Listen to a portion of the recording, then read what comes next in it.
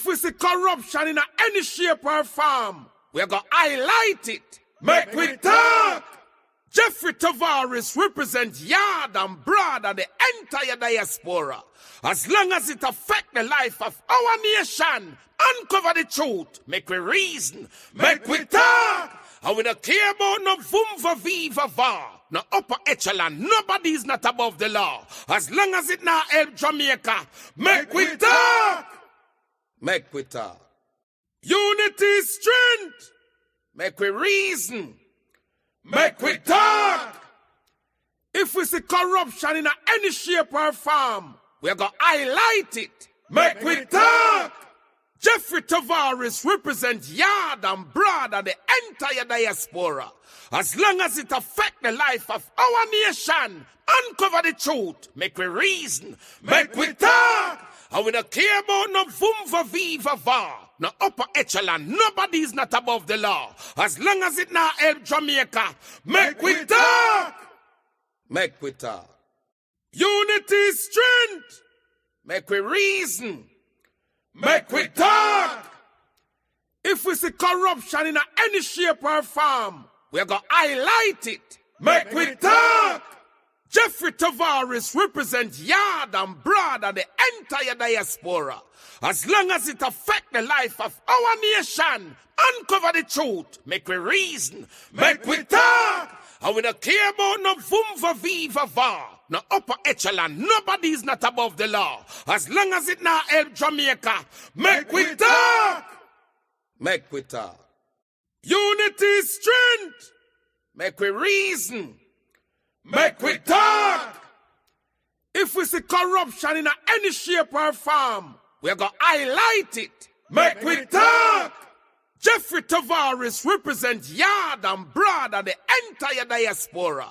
As long as it affects the life of our nation, uncover the truth, make we reason, make we talk. And we don't care about no vumva viva va, no upper echelon, nobody is not above the law. As long as it not help Jamaica, make we talk. Make we talk. Unity is strength. Make we reason. Make we talk. If we see corruption in any shape or form, we're going to highlight it. Make we talk. Jeffrey Tavares represents yard and broad and the entire diaspora. As long as it affects the life of our nation, uncover the truth, make we reason, make we talk. And we don't care about no vumva viva va, no upper echelon, nobody is not above the law. As long as it not help Jamaica, make we talk. Make we talk. Unity is strength. Make we reason. Make we talk. If we see corruption in any shape or form, we're going to highlight it. Make we talk. Jeffrey Tavares represents yard and broad and the entire diaspora.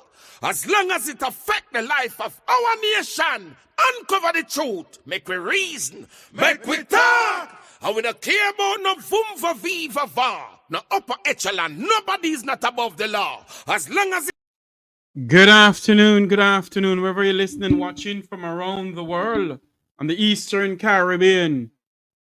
Good afternoon, good evening, good night, wherever you are. It's a somber moment in the history of this country. It's a somber moment for many of us Jamaicans. Remember to like, share, and subscribe to this YouTube channel. As you see the topic, Hurricane Melissa, a humanitarian crisis looming in Western Jamaica. And whether we like it, yes or no, it's a humanitarian crisis looming in Western Jamaica. A humanitarian crisis waiting to happen. And as we come on air this morning, this afternoon, my fellow Jamaicans abroad, Jamaica need now more than ever our brothers and sisters at home are facing one of the most tumultuous time in our nation history. If we do not come together to help throughout this devastation and supply our needs and see what we can do to assist, we risk a deepened humanitarian crisis. Let us unite as a people. Let us rally around a single cause and a single purpose, and rally around in which we can help our nation, Jamaica. Let us help our people. Let us help to rebuild and rebuild our nation better and stronger.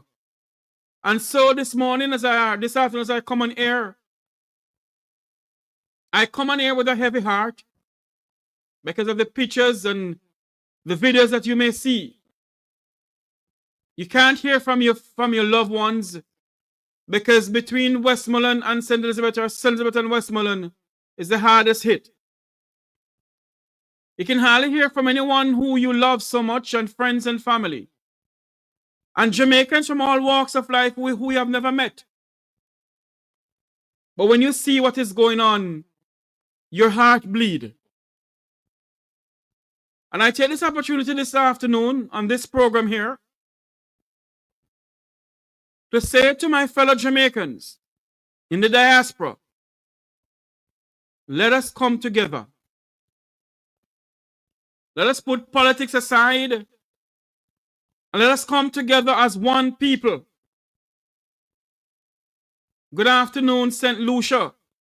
How are you doing? I have some friends who live in St. Lucia. Good afternoon to you. To everyone in the chat room, good afternoon, good morning, wherever you are. We must come together as one people. We must come together to stand up for the nation that we so love. This is not the time for politics. This is not the time for pain, PR jail, PR no P. This is a time for us as Jamaicans to show that we are Jamaicans. When I watch videos from around the globe echoing the sentiment that they stand with Jamaica, when I listen to people who are not even Jamaicans, who just visit our island home, and I hear people talking about our country, that we need help, it brings tears to my eyes. In particular, I watch a video, and I'm going to play that video soon, of a journalist in the United States. Remember in the days that he used to visit Jamaica when he was a young man? And the hospitality of the Jamaican people. I watch the next video. A journalist who's out there now. One of the courts of the Reggae Boy team took off her jacket and gave it to him when the rain was falling. And he turned and said, in the time of crisis, the Jamaican people still help. In the time of so many despair, we still hand out and help. We still stretch our hands to help. I have been watching videos upon videos. And I said to my wife that this is something that I can't take it. But one video, one person who let me see that there's a glimmer of hope. A young lady from a news organization in Jamaica. Her parish, she comes from St. Elizabeth. Thank God her family and her house is okay. Their houses are okay. But what drives me, my fellow Jamaicans, is to watch a video done by Tawna Thomas of Nationwide News. That young lady inspires me. She inspires me to know that yes, although there's a glimmer, and although there is destruction upon the land. Although many of our Jamaicans have no food to eat, no water, nowhere to live, there's a glimmer of hope. And that is why we as Jamaicans who live in the Jamaican diaspora, if we don't want to give to a government because many of us don't trust the government, then let us come together. Let us harmonize together. Let us come together. All of us ask for some time off from our works, from our busy schedule, and organize ourselves and see what we can do. If we can charter a cargo plane, let us do it. Let's ask for funds and do it. Because if we don't, a humanitarian crisis is looming in St. Elizabeth and Westmoreland. And we must come together. I hope I'm making some sense this morning, this afternoon, this evening, tonight. A crisis is about to happen. This is not the time for us to be saying PNP, JLP, UIC, NWC, BBC, or no C, and no P. This is the time, Jamaicans, for us to stand up and stand by our people. This is the time for us, all of us, every single one of us,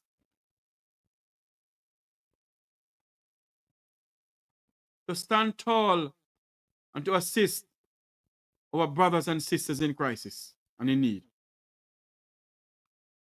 I cry. I try to hold back my tears because I try to be strong. I try to be strong. But what really touched me, a video was done by the Prime Minister of this country, Jamaica. When the video, as soon as I finished shooting the video, for some unknown reason, it was sent to me. I don't know who sent it to me. And the person said that this video was just shot. Nobody else has it. Lie or true, I don't know. And I looked at it. And I started holding back my tears. When I see the video, I said, this looked like an atomic bomb dropped on St. Elizabeth. When I see the video of some part of Westmoreland, I said to myself, something gone wrong.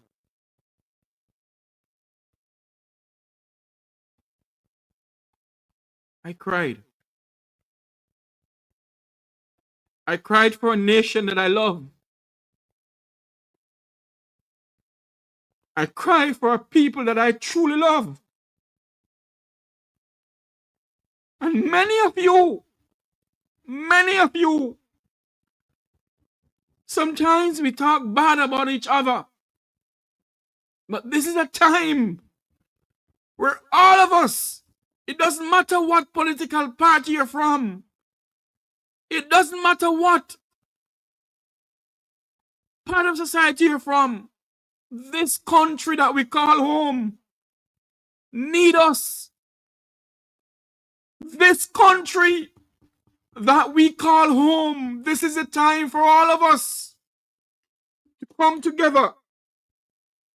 Every single one of us to come together and rebuild this nation. To come together and help each other.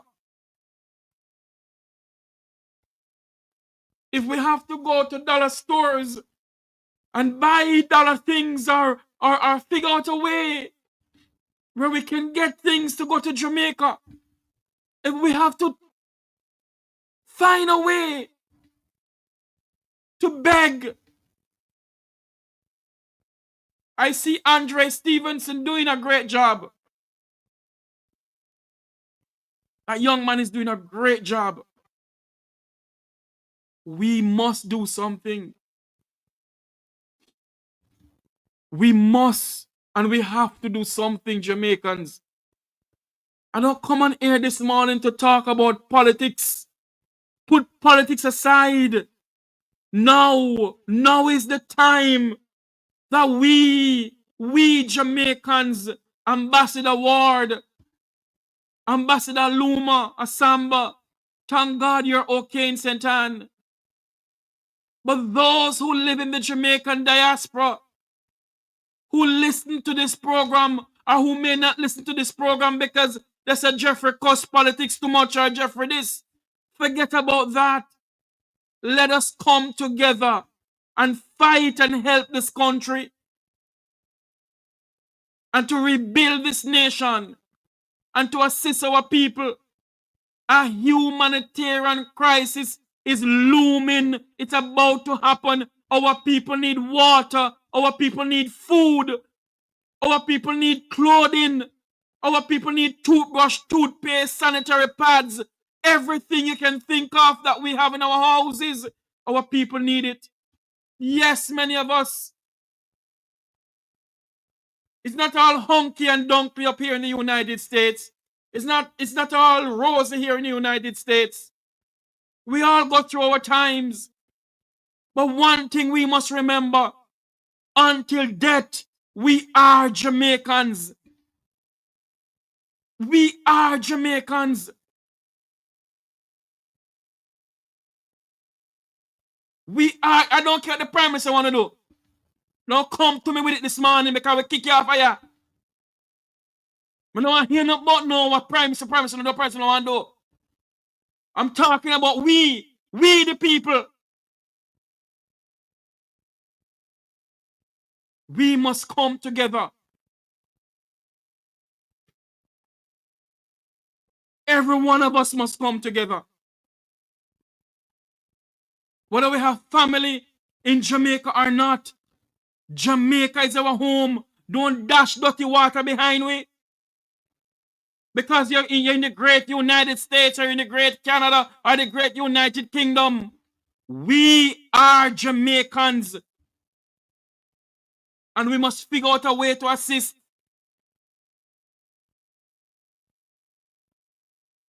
When I watch young Isaac Buchanan, newly minted MP, in the wee hours of the night, trying to assist his people, there's a glimmer of hope. But now, as we watch what is going on, I want to play a video by a young lady who I respect, a young lady who I look up to. And you know why I look up to her? The way how she articulates when it comes on to doing her work as a journalist. She's from St. Elizabeth.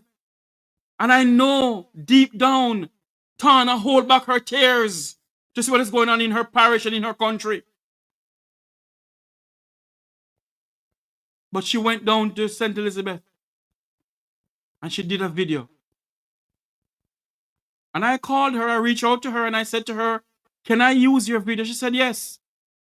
And I just want to say thanks to Tana Thomas of Nationwide News who did this video.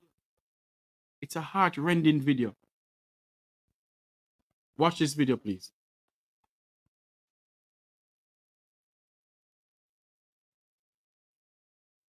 Hold on for me. I don't know what's going on here.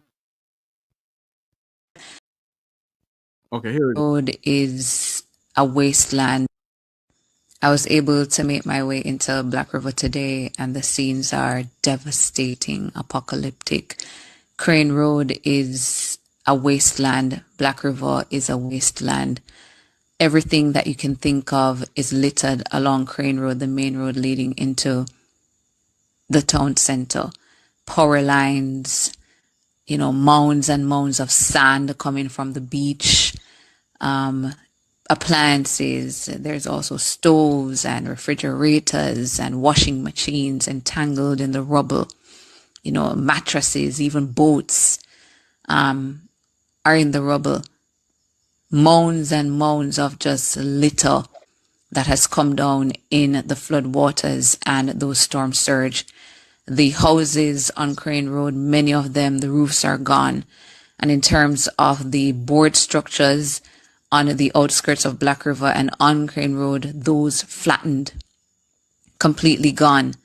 Huge trees taking up many sections of Crane Road. And when you enter over the bridge and head into the commercial hub of Black River, just look at this. Rubble everywhere. And I should tell you as well that a humanitarian crisis is emerging here, because captured here are people who came from far distances, some near, seeking food and water. You hear that? You hear that? They're seeking food and water.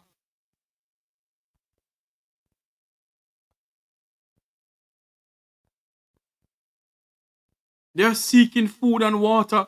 And that's what Ambassador Curtis Ward is saying, that scammers are out in their numbers. Please do not give money to sites that you don't know. Please do not do that as I did in Beryl. I organize where I can help people to rebuild through a hardware down there. We're gonna do that again, because nothing is wrong with that hardware. Thank God the hardware is still up. As what Tana Thomas is saying, a humanitarian crisis is looming. A humanitarian. Listen to me. I'm trying to ignore certain comments in the chat and concentrate on what I'm talking about. We need, as a people, to come together. As what Tana Thomas is saying in her video, a humanitarian crisis is looming. People is seeking food and water. Many of us here in the United States take with food and we dash away because we can't get it. What I want to do, what I truly would love to do, is to go down there, get water, food, everything I can get. It looks like a bomb. Yes, it does. It does. It looked like something went through.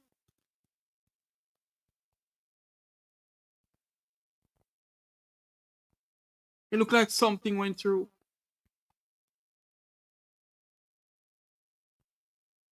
Listen to some more of what Tana Thomas is saying.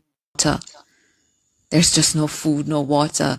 So it's very urgent that aid gets into Black River and those adjoining communities that Melissa has wreaked havoc.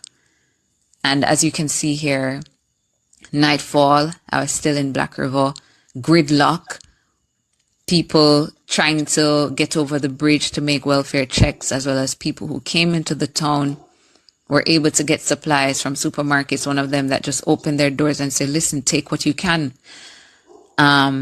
Trying to get transportation to head back to their homes. Well, what is left of it. I don't have any video of Westmoreland. I think I did, and I'm trying to find it.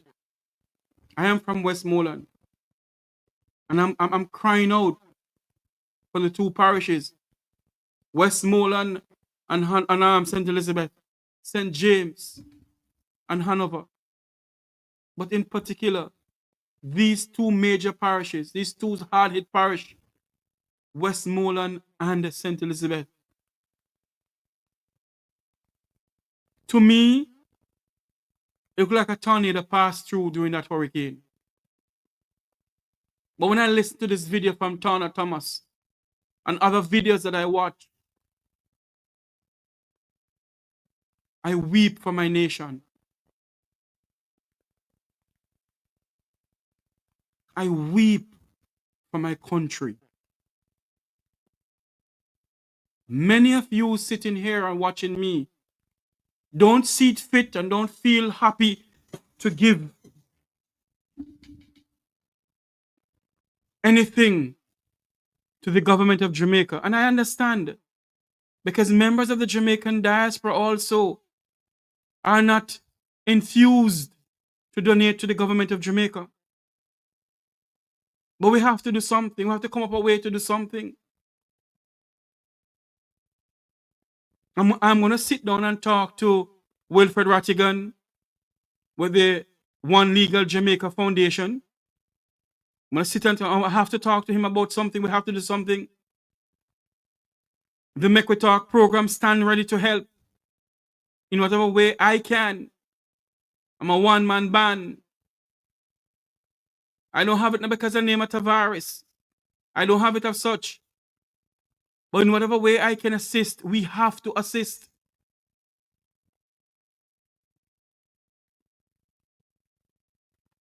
A lady in the chat room here, Miss Daphne, her mother and father has nowhere to live.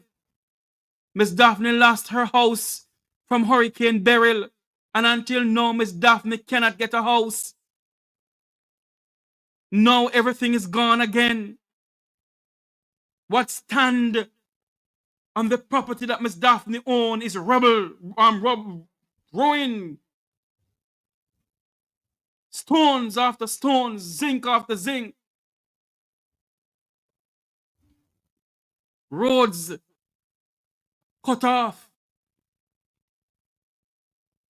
My own wife family is having problems too. But thank God, their roof is okay. But where they live, they can't drive anything, nothing can drive.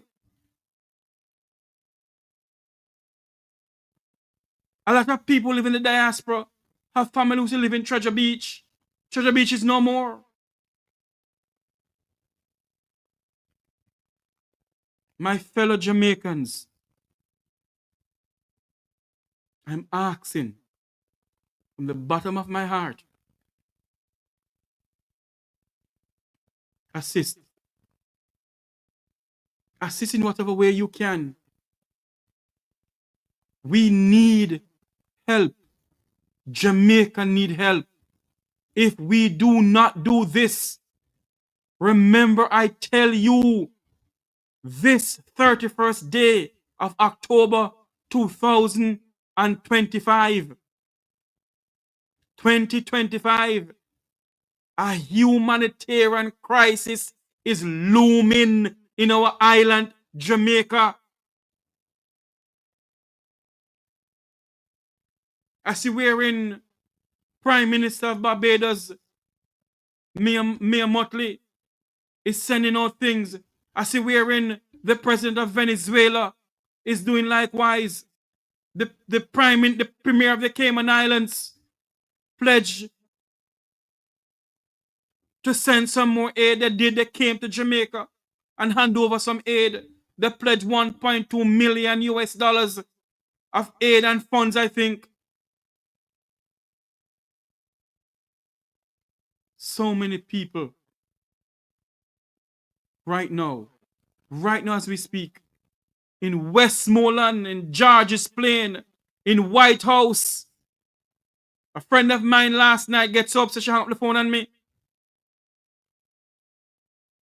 Because our people is in need of help. I see we're in the Member of Parliament for Eastern Westmoreland, Dr. Dayton Campbell, is crying out for help for his people.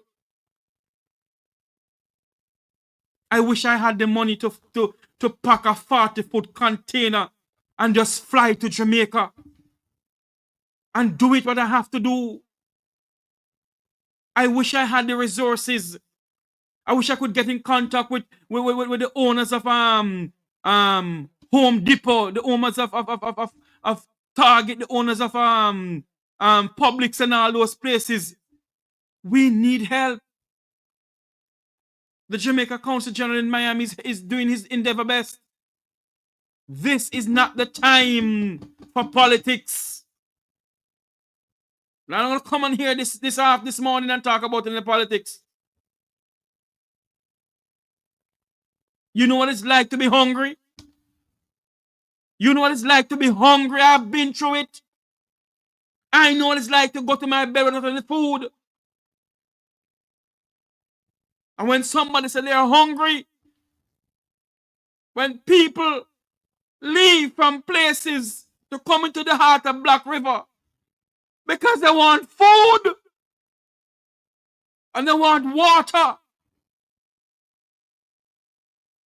Jamaicans, in the name of God, help our brothers and sisters back home.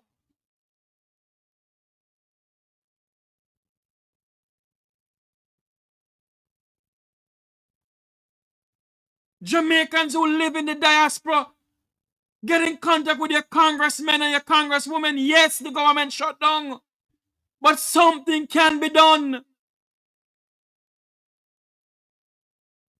I am no expert in assessing anything, but I believe for St. Elizabeth alone, they're going to need at least $2 trillion to rebuild St. Elizabeth alone. Not to mention Westmoreland.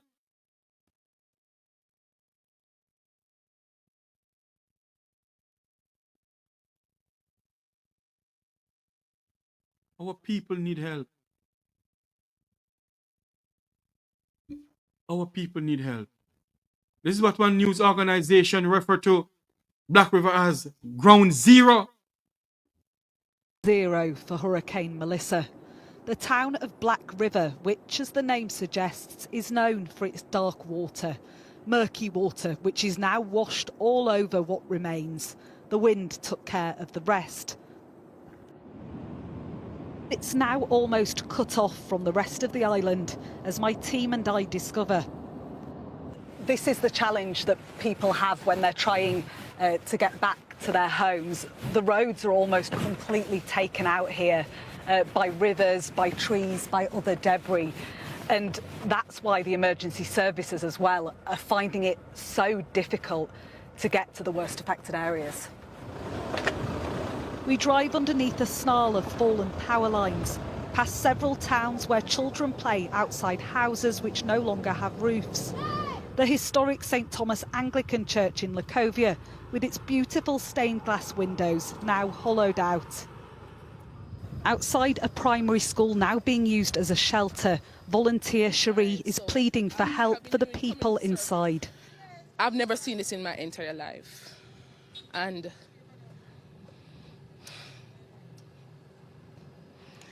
it is heartbreaking. I never thought in a million years that I would be in this situation trying to get help, and with little to no communication. We can't reach no officials, no emergency teams.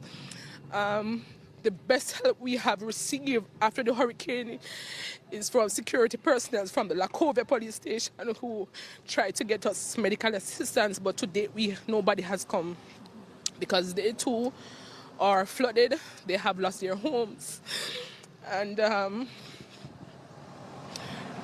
we're just not sure what to expect from this.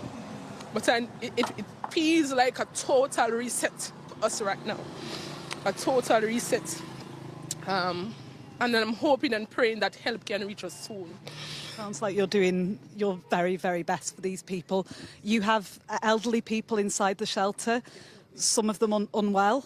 Very unwell now, and that's why we need any form of medical assistance now. I know for one of my shelteries, she's the oldest, since the incident, she has been totally out of it. This was the first flight carrying passengers into Jamaica after the hurricane, departing Miami and carrying dozens of rescue and relief workers. Dr. Alison Thompson has operated in disaster zones for decades. I've been helping coordinate about 20 teams on WhatsApp, and they're all landing in the next few days. But if we're late, people die. So we try to get in as quick as we can. But it's hard when the whole country's shut down. Others on board were going in search of family they haven't heard from since the storm, and a warning now that the number of deaths here could sadly rise. I know there are so many people in Jamaica, all over the world, that I know your heart is breaking because you've not heard from your families. And so please know that the government is doing everything we can to get to them. But for some here, that help is not arriving fast enough. Wow. Wow.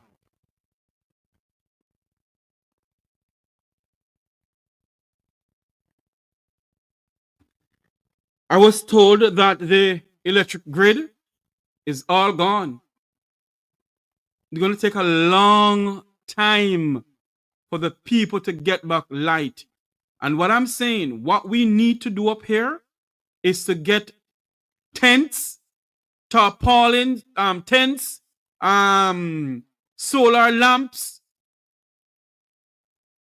for those who can afford.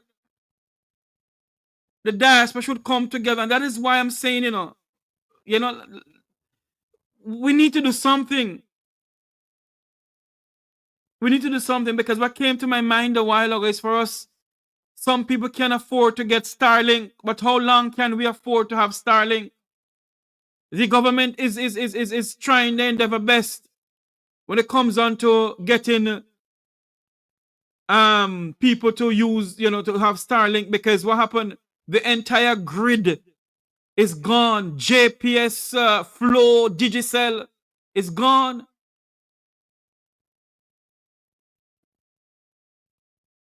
Westmoreland needs help. I want to show you a video here of a young man who did something in the grill. Here we go. On team members who live in the Negril area. Hey everyone, sorry it took so long for me to get back to you today, but I was driving around with my brother all day just checking on team members who live in the Negril area, and everybody we've checked on, they're safe, their family's safe, and then also minimal to no property damage, which is such a blessing. But I wanted to run through a couple different parts of Negril and even outside of Negril, because I've gotten a lot of messages and comments asking about specific places and specific people. So I'm going to run through this very, very quickly, just to hopefully ease some people's minds, and then also a little bit of bad news towards the end, unfortunately. But we're going to run through it very, very quickly. So Beach Road, for the most part, I would say pretty good. We didn't have like the sea come up and create like water damage or anything like that for the most part. I haven't been inside of most properties on the beach, but like driving on the road, it seemed like it's mostly trees down, but generalizing, no structural damage. That also is speaking with a few hoteliers here in Negril. And they were telling me that they had more of a cleanup situation and they'll be back up and running. So I know a few people have asked me about their family members staying at particular hotels, some of them on the beach. Honestly, if they stayed at a hotel, they stayed at a cement structured hotel, I would say they're more than likely good. Maybe a little inconvenience right now, but they're probably way okay. So you can be okay with that and have confidence in that. West End as well seems like it's okay, even though my last video, again, relatively okay, because there are probably some individual properties and homes that were for sure damaged, maybe even destroyed. We talked about Canoe Bar in my last post. I spoke with the owner, one of the owners of Rock House Skylark, says both their properties are okay, and he also spoke with a bunch of hoteliers, and it seems like Negril, we were, again, generalizing, but in terms of what it could have been, we were spared, and we have been very, very blessed overall in this entire situation. Going to Retreat, road is pretty bad, a lot of down trees, a lot of areas where it's one-way traffic. But going back to Springfield, we had to go to Discovery, where Discovery Waters plant is, because we were trying to get water for the hotel, so we were driving all over to meet water trucks. That road is pretty clear, relatively clear, I would say. In terms of some not so good news, it seems like all the light poles in Little London are down, and it seems like Savanna-la-Mar got hit really, really badly, and one of the probably worst tragedies, I would say, in terms of infrastructure would be Manning School, and it seems like that school is in really, really bad shape. Multiple people have used the word that it has been leveled. As far as people go, somebody asked me about Jackie's on the Reef. I saw on Facebook that she was marked safe. And again, if you have friends and family that are staying in hotels, they're more than likely okay. Hope that helps. So there you have it. The Prime Minister is surveying Westmoreland. I'm getting some videos in. I'm trying to get it to my Facebook, my email to let you see. He surveyed Westmoreland between yesterday to this morning. Westmoreland, we need to get a proper damage assessment of Westmoreland going into Hanover. Those are the two critical areas that we want to. If we get an opportunity and we can take it into Trelawney and Falmouth, then that's fine. If not, then we go to those areas on another day. They're the focus of the already. There you have it. Prime Minister Holness is saying that they need a complete assessment of Westmoreland. It's going to take time. Not taking up for anybody, but it's seriously going to take time. It's going to take time. And I'm going to show you some videos now of Westmoreland by air. By air. Hold on for me. Stand by for me, please. I'm going to show you some videos of Westmoreland by air. Let me get it and show it to you here.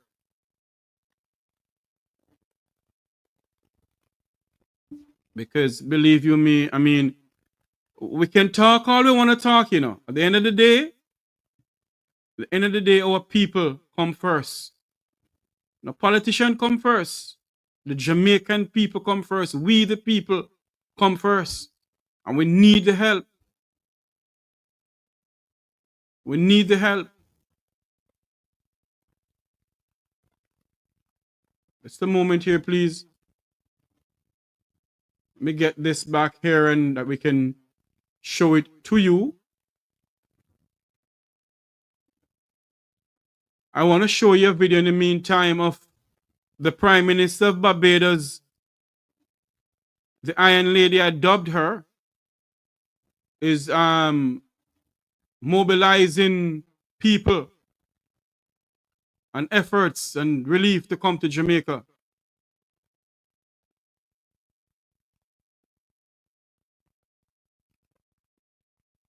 How you don't know that? Listen to me. You know, how you know that they don't have some dialogue going on? How you know the Prime Minister don't invite the opposition? Did you hear in the news that the Prime Minister not inviting the opposition? Have you watched the press conferences?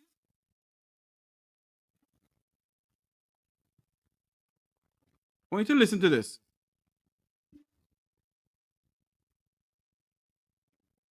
Right now, we're here at the Caribbean Regional Logistics Hub. It was opened at the start of the hurricane season. At that time, we didn't have many stocks in the warehouse. Right now, what you can see behind me is pretty much a fully stocked warehouse. We've got the supplies off the racks. We're in the process of getting them packed and sent to Jamaica to help people in need. Last night, we loaded our first vessel, which was kindly provided by the European Union and the French. That left Bridgetown Port last night. It was fully loaded with emergency relief items such as tarpaulins, hygiene kits, household kits, tarps, as well as kitchen sets and education kits as well. We have been working with UNICEF, IOM, PAHO, the Government of Barbados, the Department of Emergency Management.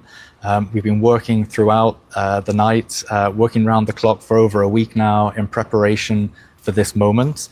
The hub has been an amazing asset to have. We didn't have this in operation fully last year, and we're really able to see the benefits of having these relief items in the Caribbean, being able to spring into action whenever we need to. Tomorrow we have another vessel that will load, that will come from the government of the Netherlands.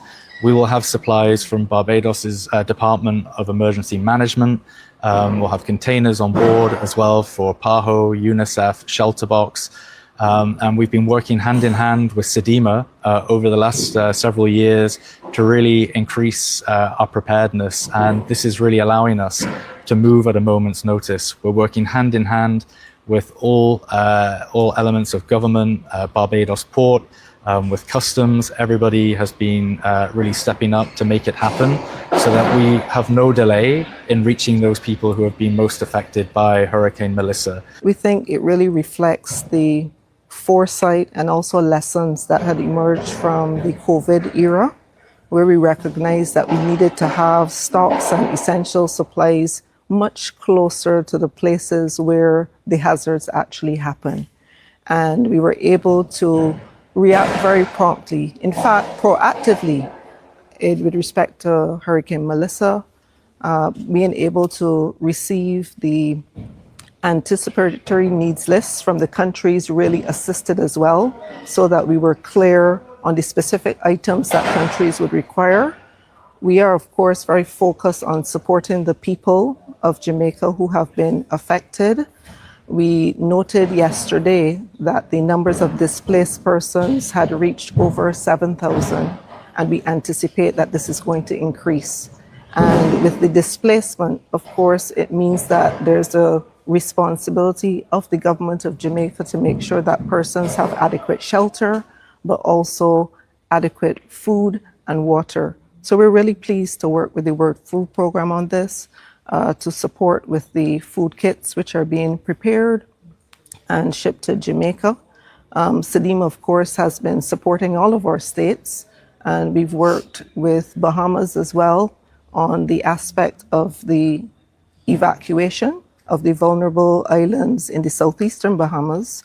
We activated 2 of our memorandum of understanding with Inter-Caribbean and also Sunrise Airways to ensure that those evacuations were completed within a day, and all persons who wished to be evacuated were successfully evacuated, and we really want to thank those partners. I want to acknowledge the support of the European Union, the governments of France and the Netherlands, who have supported with the provision of the transportation in this first instance, and we're going to be working with many other partners to ensure that all of this support from the people of the Caribbean is able to reach Jamaica in a timely manner. On Tuesday afternoon, I left Barbados, and at the time that I left, Hurricane Melissa was beginning to bear down on Jamaica. I returned this afternoon from Paris, where we were talking and celebrating the 10 years since the Paris Agreement on the climate crisis.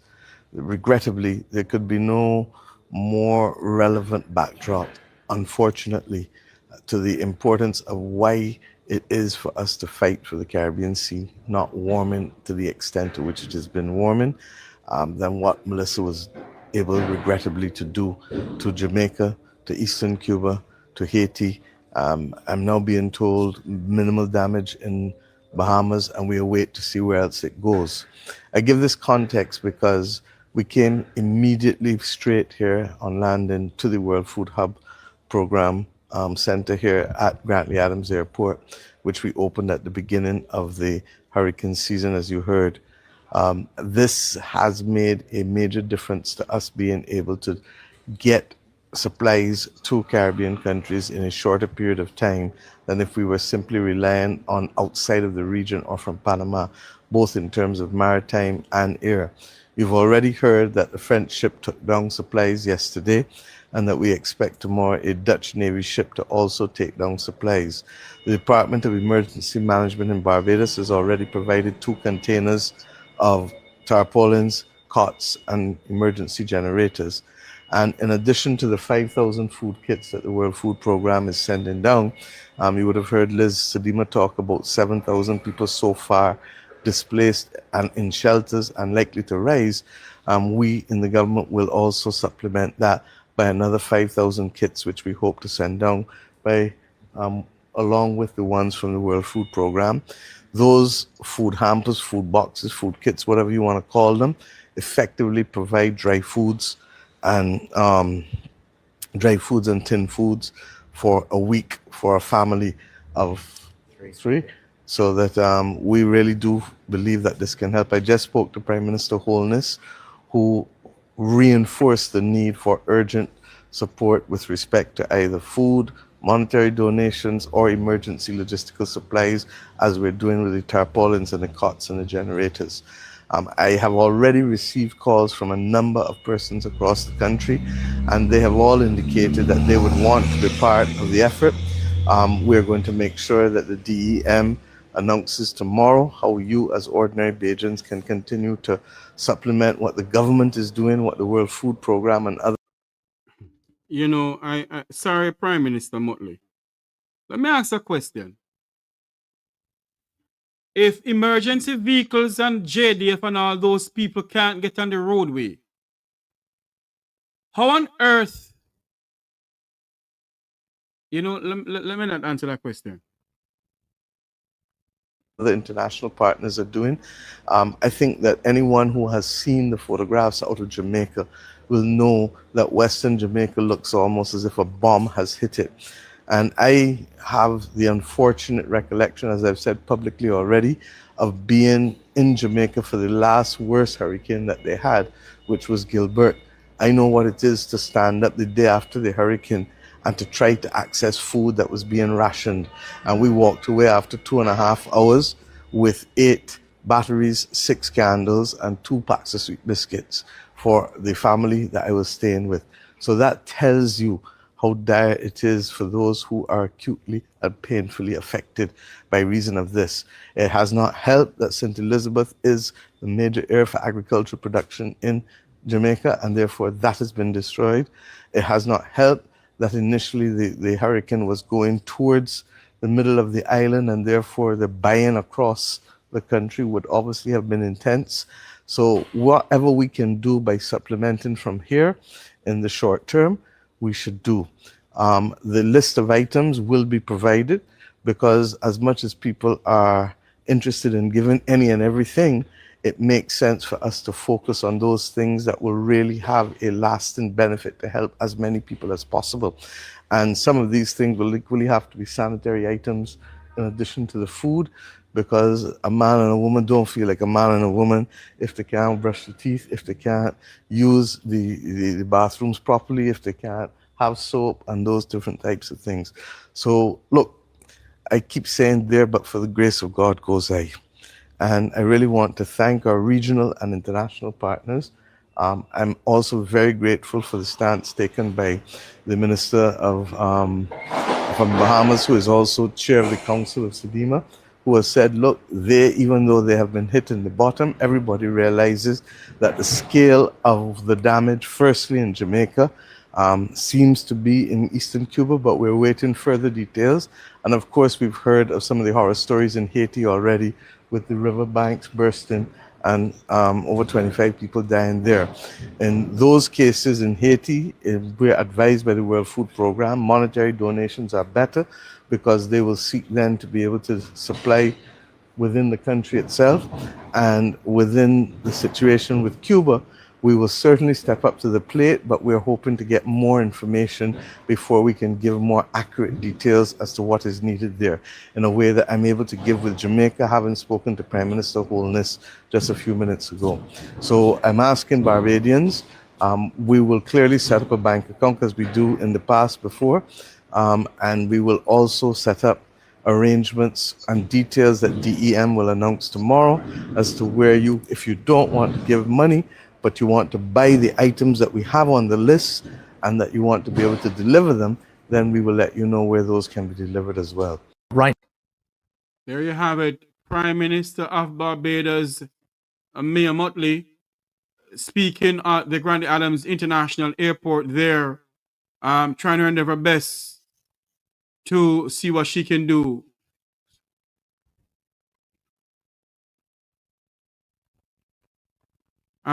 You know, so she's seen what she can do to assist in helping our fellow men and women in Jamaica, our fellow Jamaicans. And I wish to God people on this platform would stop think about PNP and JLP. Think about Jamaica. I want you to watch this video here, an overview of Westmoreland with the Prime Minister of Jamaica. That's Westmoreland.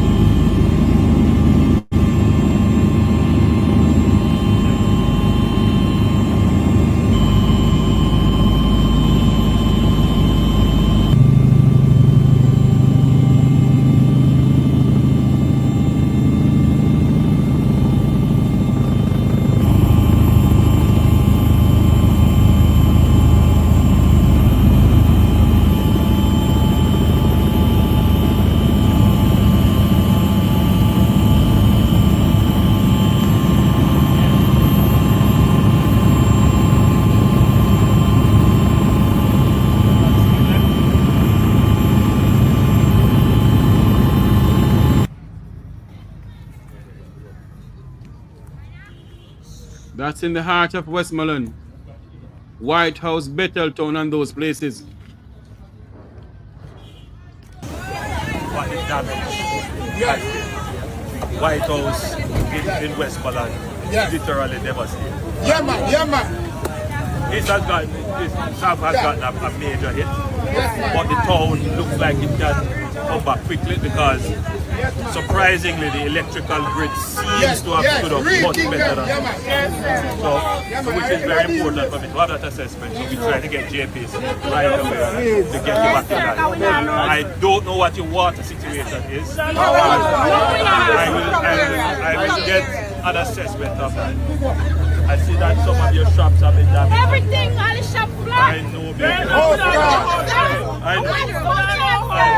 What I do with sleep, sir. All the shops are them mash up.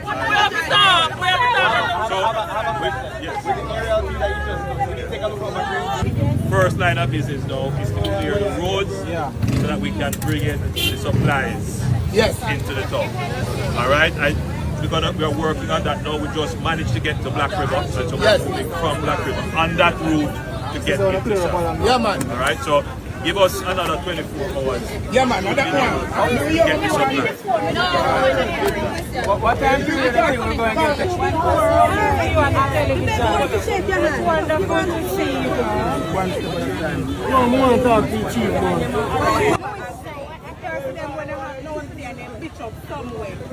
How their procedure, because you have ID? Yes, sir. That's all we want. We need to be able to identify who we're giving a bit. So the schools, we have a special program for that.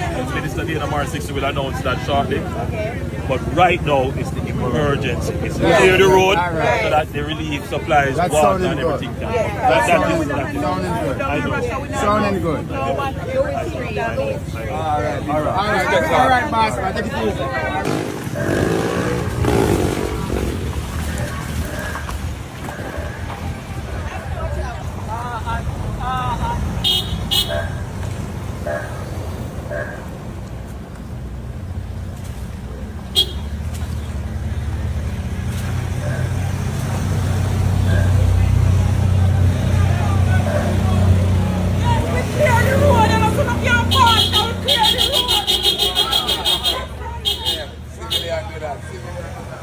Okay, like we live in these communities.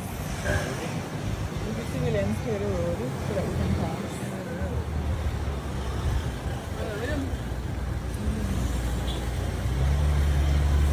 My God. Look on Westmoreland.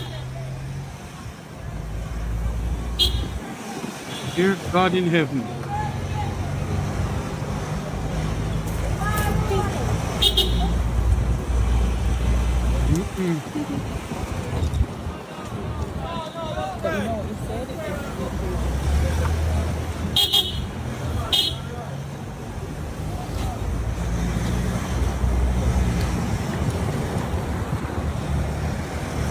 Wow.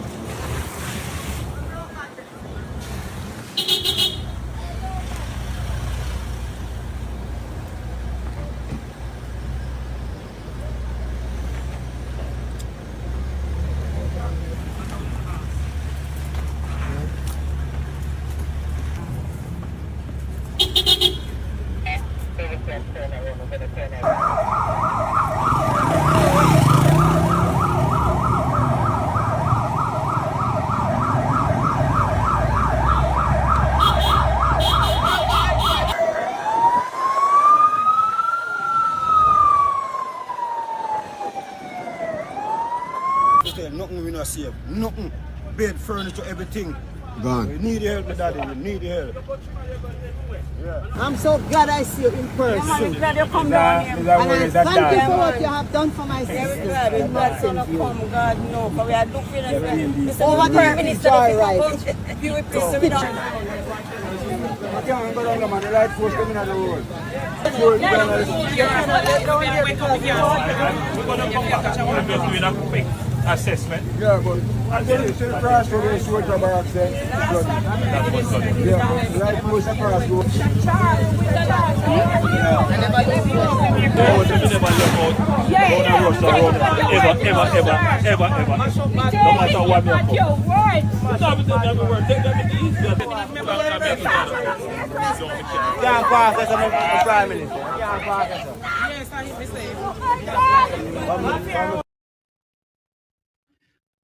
There you have it. The people of Westmoreland. The people of Westmoreland needs help. The people of St. Elizabeth needs help.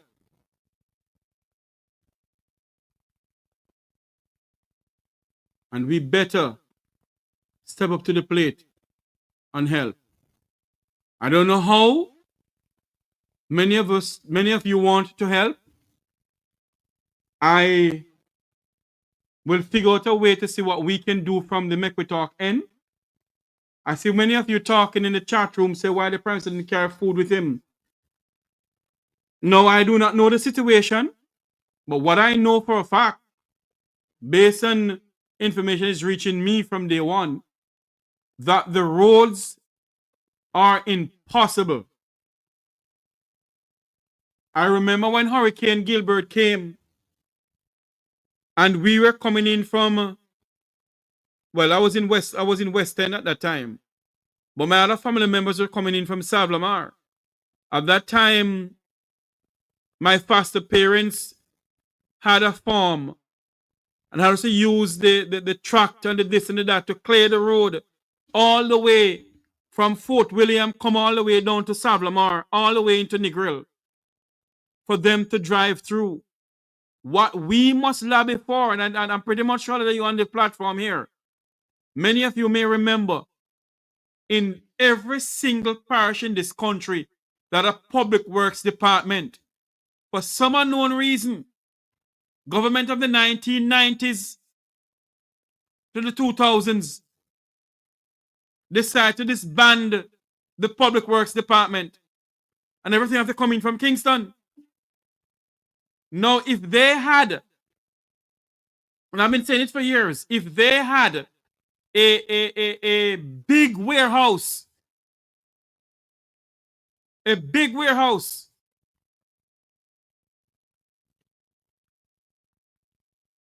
they had a big warehouse, look here, I'm not going to talk to you. You come on here to speak about politics and Andrew Holness and this and that. I'm not in it this morning. I am not in it this morning. I don't know why the person carrying the water in the helicopter go down there. I don't know. What I'm here talking about is way how we can assist our people. Me not talk about what Andrew do, for what Andrew no do. For what Andrew no carry, for what Andrew don't carry. I am not on here this morning to speak about politics and to cast blame. Not on it this morning. What we need to do and lobby for. We have 3 counties in Jamaica, Cornwall, Middlesex, and Surrey. We need to figure out a way from the Americans to build some buildings that can host or shelter food supply, equipments. Because if we had equipments like tractors and so forth from way back when, we could have hold on for me. Hello, good morning, Make We Talk, you're live. Hold on for me.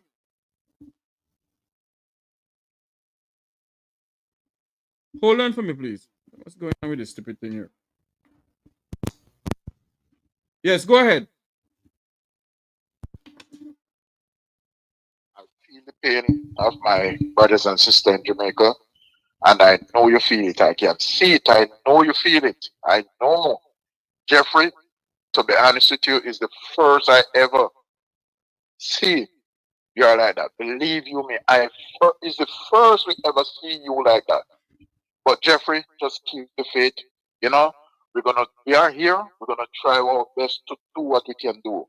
I have a client here, and she she's she has a organization where they're gonna send something to Jamaica. Like I think she said they're already packing like 2 trailers, you know. And yesterday she asked me, "What do I need if there's no damage?" To be honest with you, I don't have a damage at my house, but I tell her that Westmoreland people and St. Elizabeth people need help. I could have tell her I say I need this. I could have tell her I say I need that, but I would be lying. So I tell her, said, please try to reach out. She said, wish if she said she know that there's a problem between the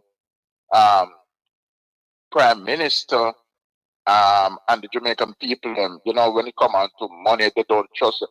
I said, listen, to be honest, this is not about politics right now. This is about helping the Jamaican people. But I said I am going to get in touch with a good friend that I know, Jeffrey R. Rattigan. So if you can send me, as a matter of fact, they gone to Connecticut now to start pack and so forth. You know, so they will be back next week. I'm sorry, Monday. So if you can send me your information, I will deliver it to them. I will give you my information and see in what way we can help. Because after the cleaning up and because I tell you something, you know. I don't know if you remember the days when they have public works department in Jamaica. Remember those days? Of course, man. Of course, man. Of course. It's a hard task for them now to clear debris from, because Spur Tree Hill mash up, you know. Yes, I see it. I see Jeffrey. Spur Tree mash up. I see Jeffrey. And if we can you know, I know they are clean because I spoke to some people in higher up this morning. Because I called somebody down, I don't call her name. I called down there and I said, listen to me, because they had Starlink. I said, listen, we have to do something. And we were talking on the phone casually, and they put on another person on the phone, and the person to me said, Jeffrey, it's not a time for politics now. I said, listen to me, not about no politics. His person to me said, listen, that's right. We are trying our endeavor best. That's right. Because all the debris from Spur Tree, it's as if it come all the way down.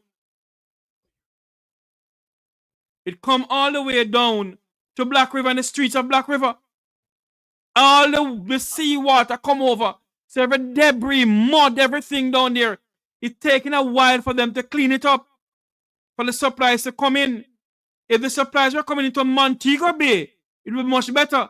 But Mo Bay is closed. Some supply can come into Montego Bay, yes.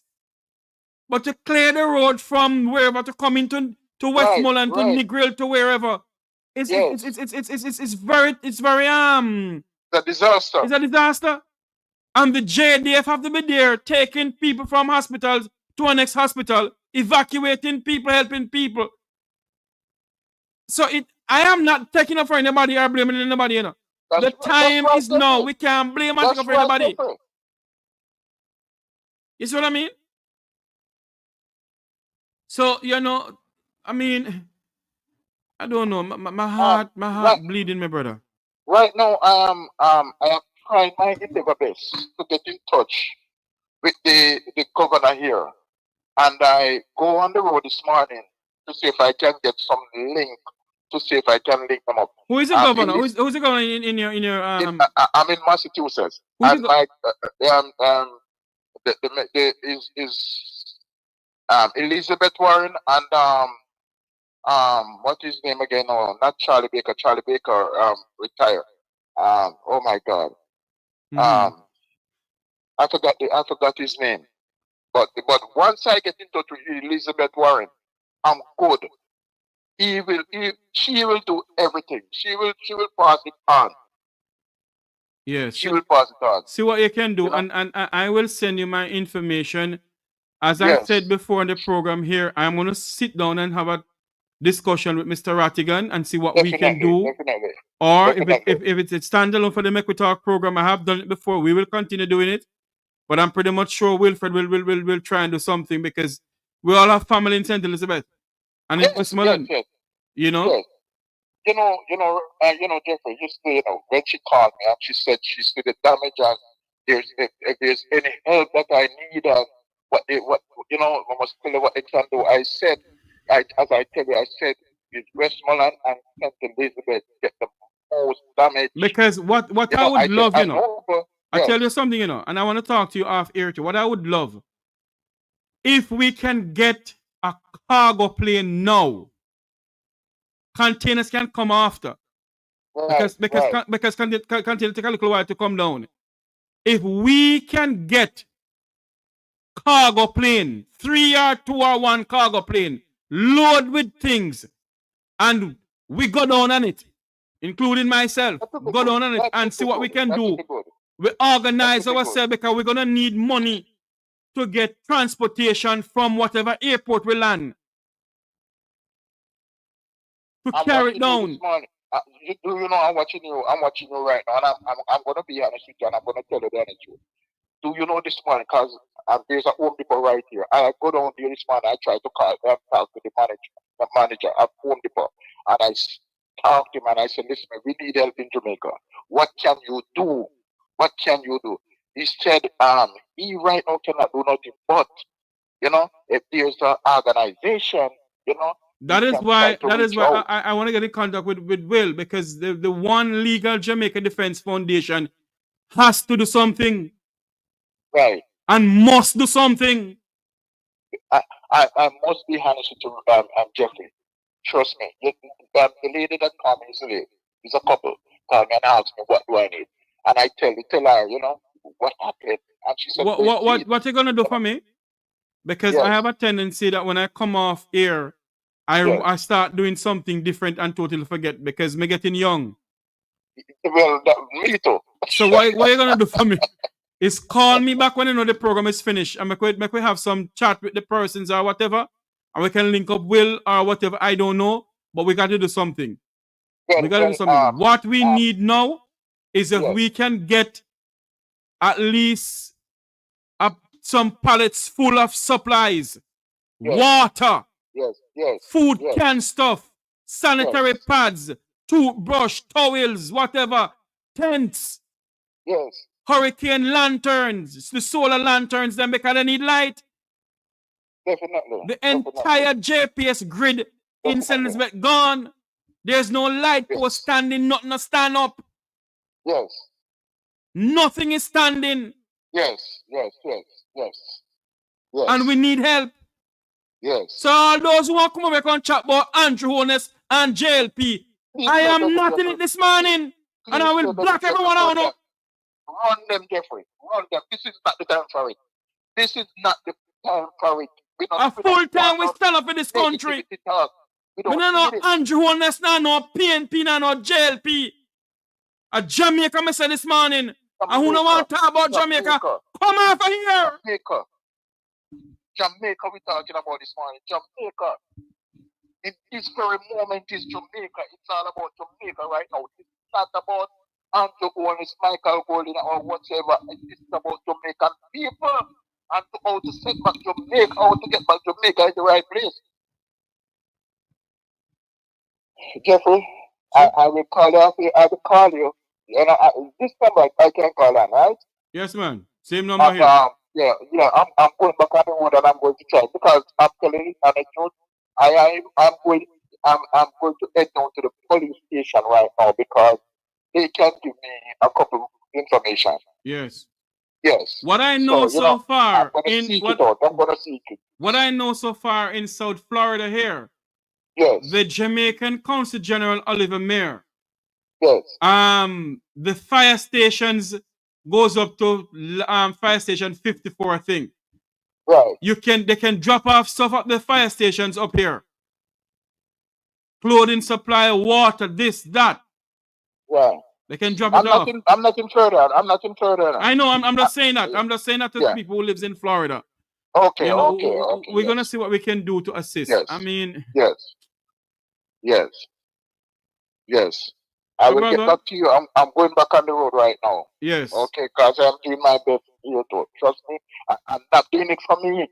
I'm doing Yes. for Jamaican people. For we, Jamaica, we need to get back Jamaica. Thank you Indeed. very much, my brother. Yes, sir. Yeah, man, you're welcome. All right. God bless. Yes. Bye Okay. bye. Bye bye. Maybe I see where Miss Winnie was calling me earlier on, you know. But let me do something here. I'm trying to get that video there of the PM flying over St. Elizabeth. I don't know what on earth I did with it. Let me see if I can get it here. Or in the meantime, when I try to find the video, in the meantime, let me play the other video here, this video here that I played before with Tana I was Thomas. able to make my way into Black River today, and the scenes are devastating, apocalyptic. Crane Road is a wasteland. Black River is a wasteland. Everything that you can think of is littered along Crane Road, the main road leading into the town center. Power lines, mounds and mounds of sand coming from the beach. Appliances. There's also stoves and refrigerators and washing machines entangled in the rubble.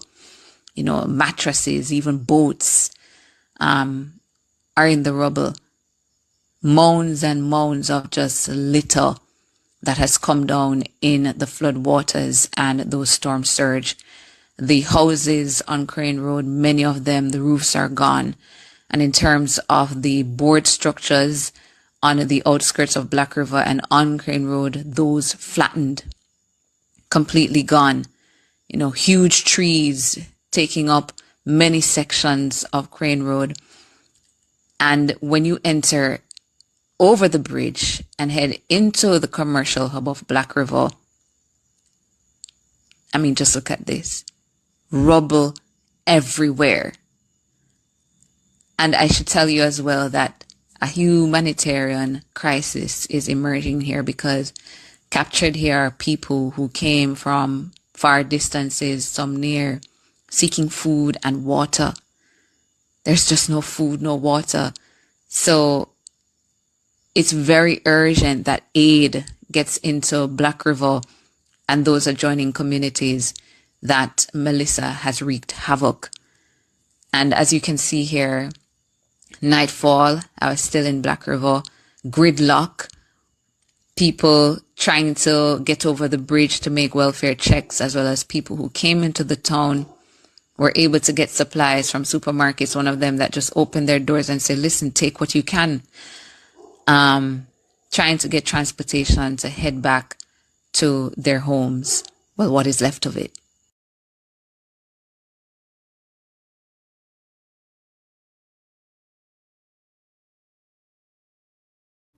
What is left of it? This is what is left of St. Elizabeth and Westmoreland. There is something that Miss Carol Allen is saying in the chat room, and that is very good to know. Good afternoon, make we talk you live. Hello, Miss Peter. Hello. Hello, good afternoon. Hello, Mr. Jeffrey, sir. How are you? I am doing good, my darling. How are you doing? What a thing, sir. I'm going to send you some family house. The mud is up to them past the knee. The furniture damage I got, and those is in Portmore. Then they get water and thing, but not bad. But the one in Mobay and Manchester, it bad. Mr. Jeffrey, I don't know what the people should be. They got how many helicopters? The government have both sides. If they have helicopter, why can't they drop in things to the people to eat and drink? Miss Winnie, neither you and I don't know the situation why that can't be done, man. And we can talk all we want in the face. We do not know the situation why it cannot be done. But, I mean, what I know so far, hold on for me, ma'am. What I know so far, the Americans who have some helicopters in Panama is flying in helicopters into Jamaica as we speak.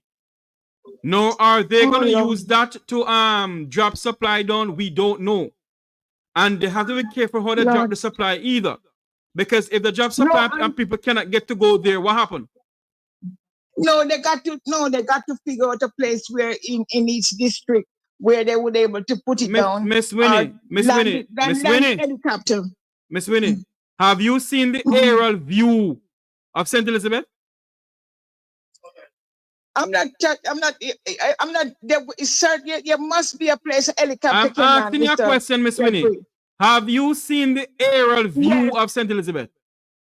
I've seen it, sir, but there must be a place in St. Elizabeth where the helicopter can land. There must be. There must be. And okay, there's a place where they can land. How can the people get the food if the roads are cut off? Because the soldiers and things they can. Then if the roads are cut off, Miss Winnie, how can the soldiers get to the on the road to talk to the people? Them?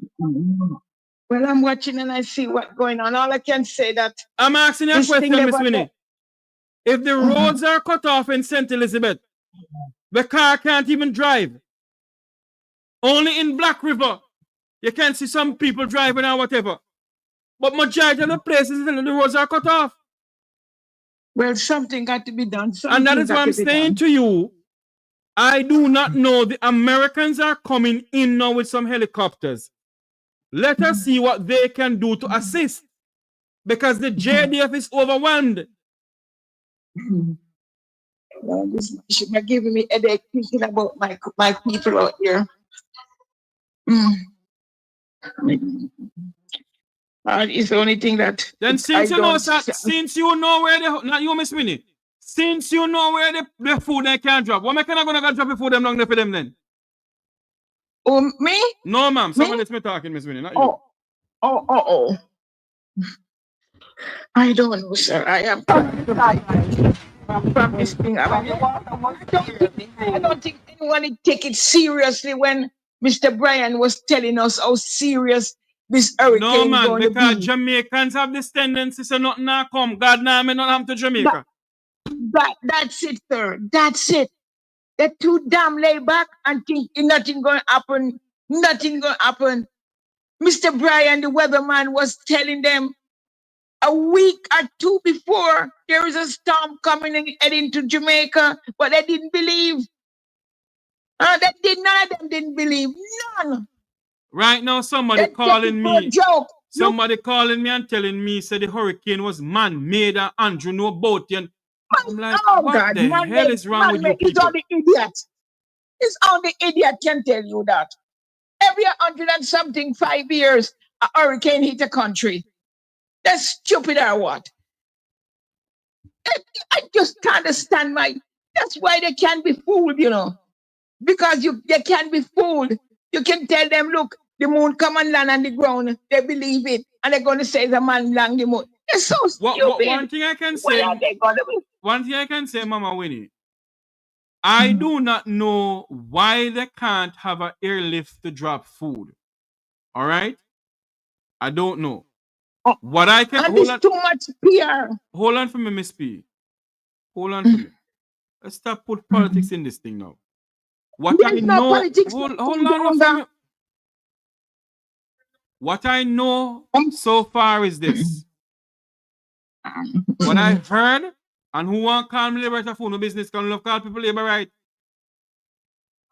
What I know for a fact, that they are assessing how they can get food into St. Elizabeth and Westmoreland.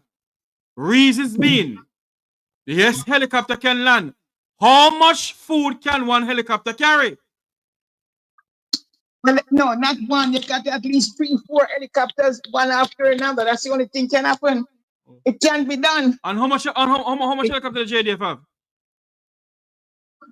Them said 12. They said 12, sir. They said in the Jamaica, not just boat and who is in the control of the helicopter. They said 12. I don't know. I never only see one. Flying in the air. We all can say they can do this and do that, We do not know the logistics of why they can't do it or why they don't do it. I don't know, sir. I don't know. So And all I of know us that can say I'm they can sorry do, for so the they can do old that. people. We do not Is know it the logistics why it has not been done.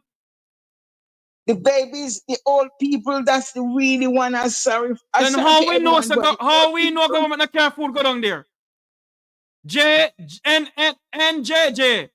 How we know government not care food go down there this morning? You know, that is why sometimes I don't come on here. You know. is you talking to someone? The fact of the matter is, I don't know why is it, because you have to be very careful of how you drop food.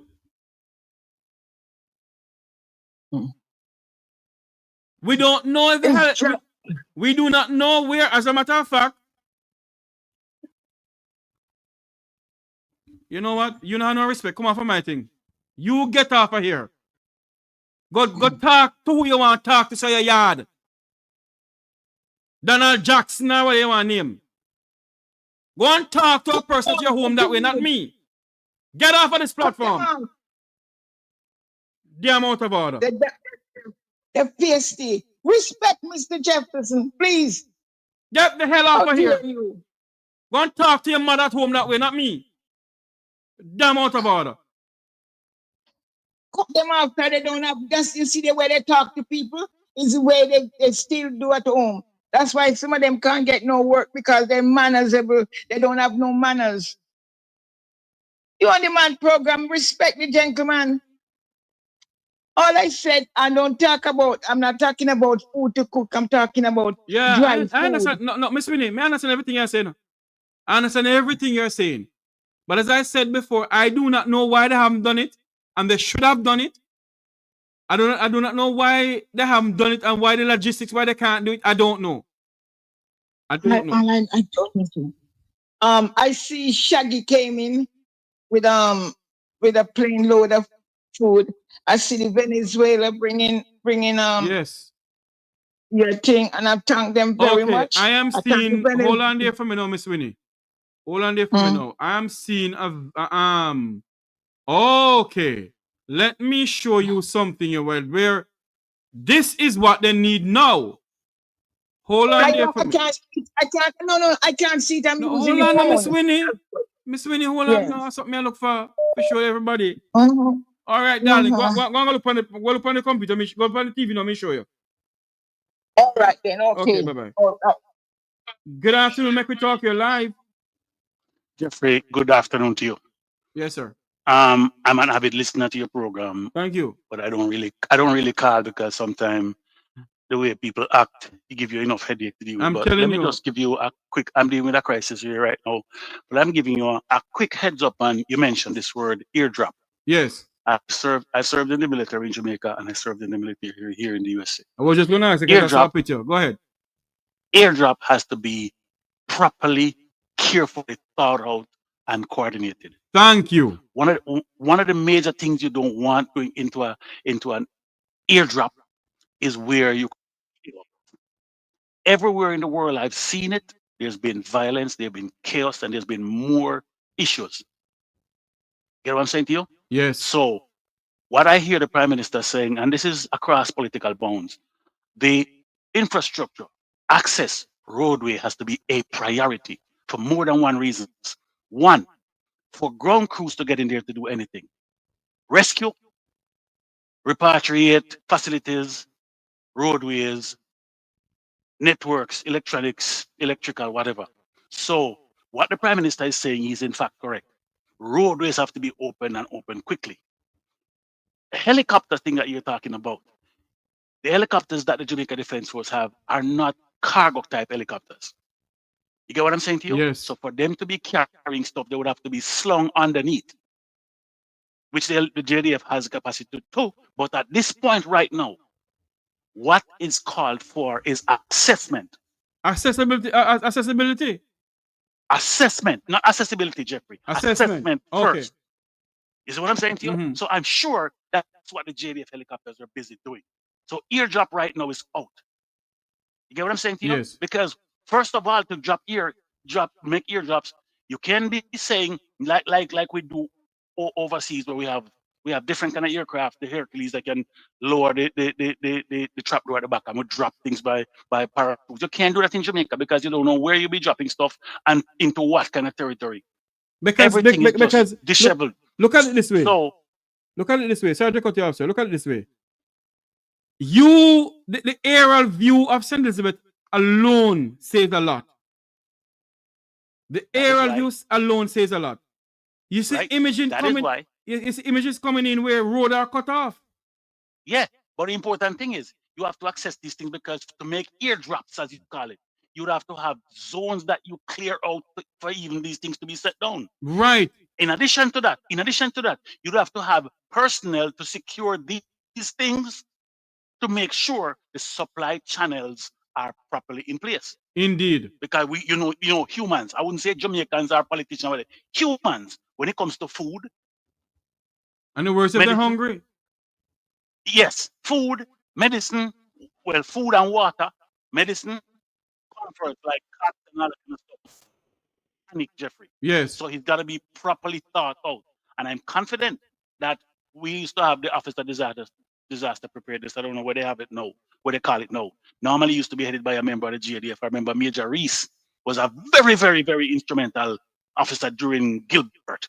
Yes. You see what I'm saying to you?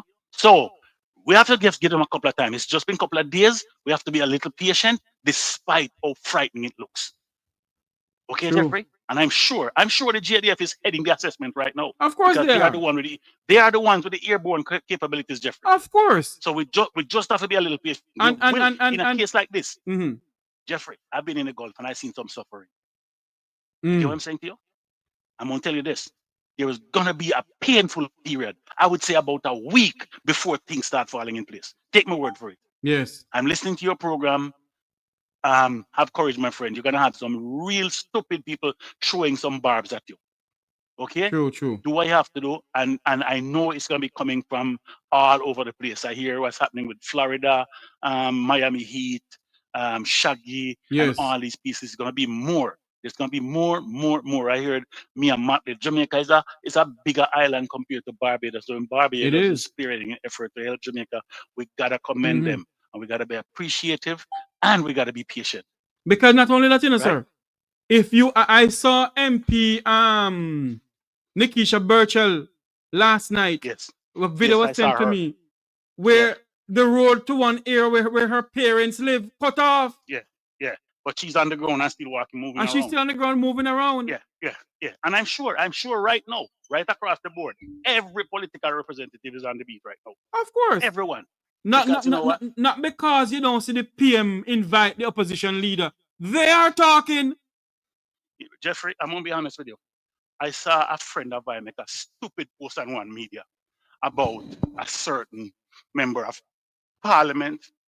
I'm not going to say which party and how much the person has not been seen since.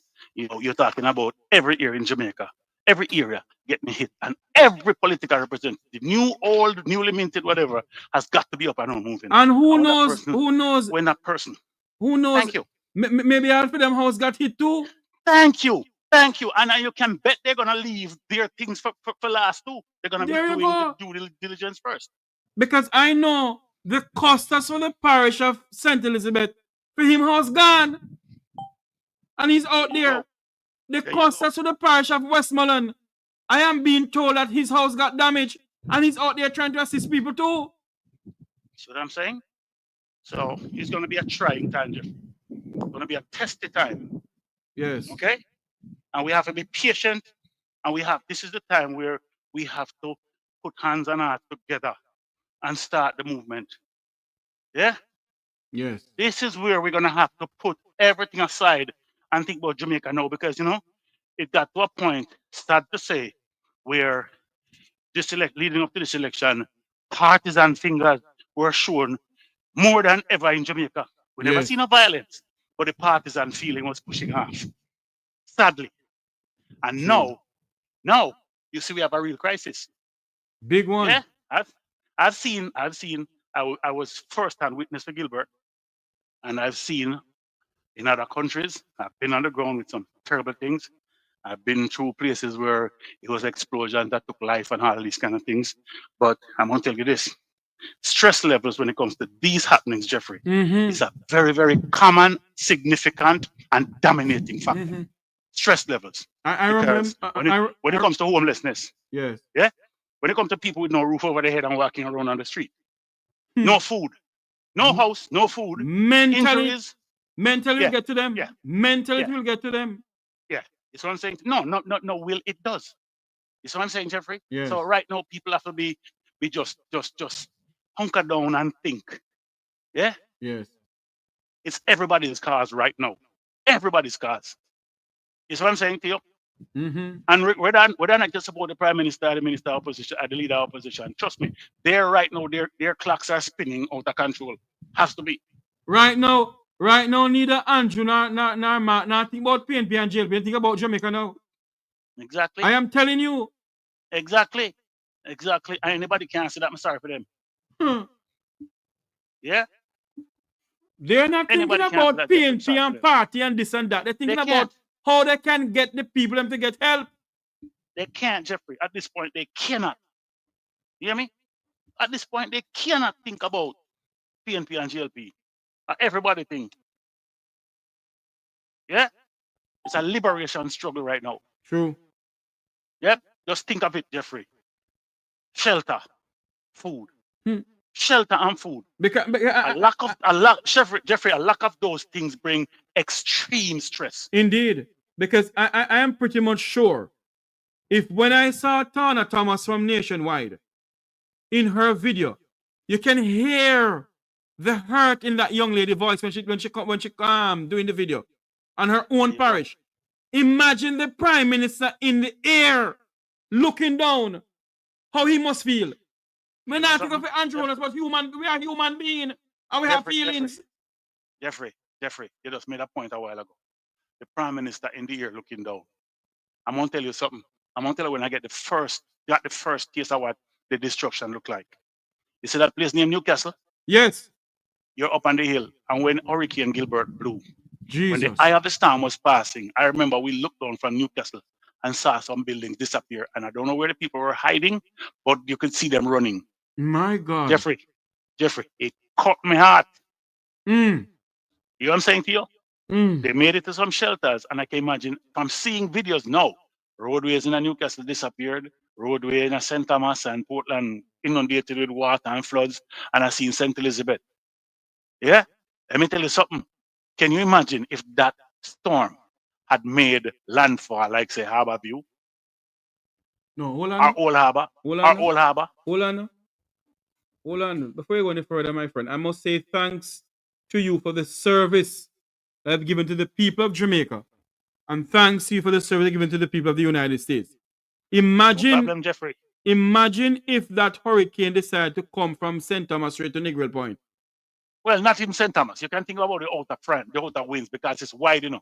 So yes. Just think about Harbour View. The whole of the eastern end of the island are gone, disappeared. All right. St. Catherine, St. Mary, St. Anne, Clarendon, disappeared. Just think of a little bit west. Yeah, people were grumbling and running off their mouth off Jeffrey about, oh, it's not coming, because they heard it was on a wobbling pattern. Yeah? I'm going to tell you this is a good thing it wobbled, because if it had landed in an Old Harbour, Jamaica would have been cut in half and ripped apart. If it had landed in, say, Harbour View or Old Harbour or, say, Clarendon, trust me. That's what I'm saying to you. So it was on a wobbly path, you kind of going west when it hit. Let me ask you a question now. As I have been saying on the platform, what we need to do now is to get food and medical supplies to the people. And you, as a former member of the Jamaica Defense Force and a former, you're still a member of the United States Defense Armed Service? No, I work at a different department now. Okay. You've been in the military in Jamaica and the military in the United States. What do you think is their first priority now as the JDF undertakes such large such large thing right now when it comes on to both St. Elizabeth, Westmoreland, Hanover, Trelawney, and those places? All right. Let me give you a little breakdown, because I don't say much about JDF, JCF, and all them kind of things, because I work with the departments and all that kind of stuff. But there's a blessing, I don't know if you know, and there are people in Jamaica who will be able to support this, because they knew when Hurricane Gilbert blew, we had two huge group of trainee soldiers in Jamaica. Yes. And those young lads, hats off to them, they were put out right across Jamaica to do everything from help clear roads to put up light poles. And for those people who tell me the JDF can do nothing, they should see. You ever see the JDF helicopter plant a light post in a hilly area? I have seen it. I have seen it. All right. So no, I say that to say this. Because of the fact that the JDF now has been much enlarged, we have personnel right now, and I'm confident that they're going to be deployed and they're going to be active. This is what, 2 days, 3 days out? Yes. Trust me, you're going to see them. You're going to see them. Because what people fail to understand, you know. You there with us, sir? Yes, good afternoon. You there with us? Hello? Yes, Jeffrey, I got cut off. I don't know what happened. I don't know what happened either. You're going to see them. But back to your question. Back to your question. Yes. It's going to be a multi-role thing right now. Because what is most needed right now is, one, shelter for all those people who don't have a roof over their heads. And when I say shelter, I don't mean just a roof. I mean roof with breeze or rain not hitting them, and a cot or somewhere to lie down, because the body will suffer if you got to lie down on concrete. Yes. That's what I'm saying to you. So it's got to be shelter, and the shelter involves food and medical care. That alone will start taking the stress off of people. The next thing is, and it's got to be a simultaneous thing too, you got to have a good search for all of those people who are unable to move like me and you can. They got to establish anybody who's missing, get the young out, the old out, and those people who are in some little rundown areas where at any minute a structure could collapse on them. You see what I'm saying? Yes. Because I know right now, one of the priorities too has got to be to get the health services back up and running. Yes, because I can tell you one thing, you know. Yeah, I look at Black River Hospital. So the priorities are great. Jeffrey. Right. Because I can tell you one thing, you know. I've seen the JDF evacuating people to Mandeville. They need right now. They're trying to fix from Black River. Yes, from Black River. They're trying to fix the Savanna-la-Mar hospital. I know for a fact that the American government has sent in some expertise with some dogs to sniff out people in rubble. To see, you know, the cadaver dogs. The cadaver dogs. Yes. Thing again. I used to hear some people around after mouth. I said, why don't spend money and buy 12 helicopters in Jamaica? You think 12 helicopters in a month can cover all of what's happening down there right now? Okay. You know what I don't understand, sir? As you're a former member of the JDF, you know what I don't understand with us Jamaicans who are civilians? All we can talk is they should be down there putting giving the people them food and supply. If the roads are impossible, all right, and some of the places in Saint-Elizabeth that has the tractor vehicles and so, all of them flood out, tractor mash up, everything mash up. They have to be getting plates, they have to be getting tractors and whatever from Kingston to come down. They have to clear the road because spiritual mash up. So this is another thing again. But the backside companies have all them big excavators and stuff, you know. But here's the thing about it, you know, because I heard you beat on this more than once for a long period now about the former Public Works Department. Yes. That was a great loss to Jamaica, because I can remember the Public Works Department had offices in some places where they could move. Rio Magnan and St. Catherine. Yes. So they could have moved in any direction from cover anywhere from Guysdale to Richmond and St. Mary. Richmond had a setup too where you had bucket loaders, you had bulldozers, you had graders and everything. And that had signal a change from that which was a public entity to the private sector dependency, which I don't, has been working out too well, because the Niggermans creeping and that, and you know, the rip-offs and all that kind of stuff go across the board. So had we gotten still had in place, or in the event of an approaching helicopter, hurricane, gotten certain zones and areas that we say, okay, we need 30 bucket loaders. You get what I'm saying to you, Jeffrey? We need 100 trucks parked just in case. Then that could have been a different thing, but I don't think that happened. You get what I'm saying to you? Yes. Because look at Spurtree Hill. From what I'm seeing in Spurtree Hill, you know the one that piece of equipment we call the motor grader. Yeah, With a man. speed underneath. Right, to That grade is it. what you need. That is what you need. That is what you need to clear stuff like Spurtree Hill. Yep. And You see what I'm places saying and to you? places like St. Elizabeth too. Yes. So this is a big thing. I know the GF has a major engineering battalion, engineering regiment, and I know that those people are going to be out there. So 3 days out, Jeffrey, there's going to be like a panic-stricken atmosphere. Yes, and what and that is why you see me, I sit down and I assess things because I've been through Hurricane Gilbert. I have been through hurricane up in that mash up Miami, mash up Florida one time. Yep. Yeah, man. I remember when that mash up Nepal the other day. I was just talking about that shortly before it happened. And I sit down and assess things. You have to wait at officials. You just can't jump up and go do things up. True. Yes, people are suffering and we agree. We agree some people suffering. But at the end of the day, we can't bring politics in this thing.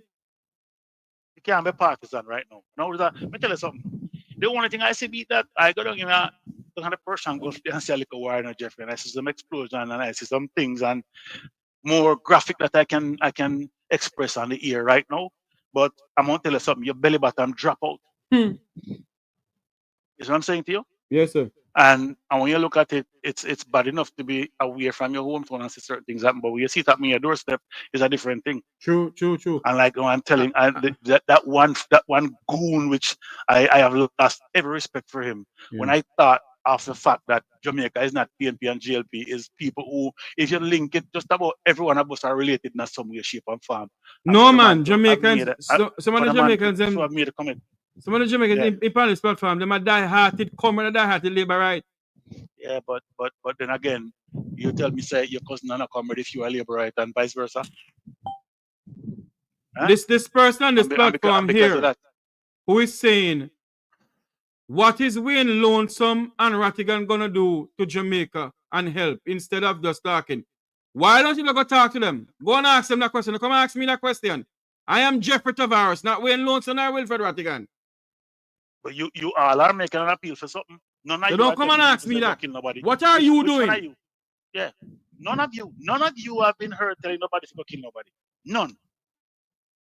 You see what I'm saying to you? And every one of you I've listened to, every one of you have listened to, have made a move to try.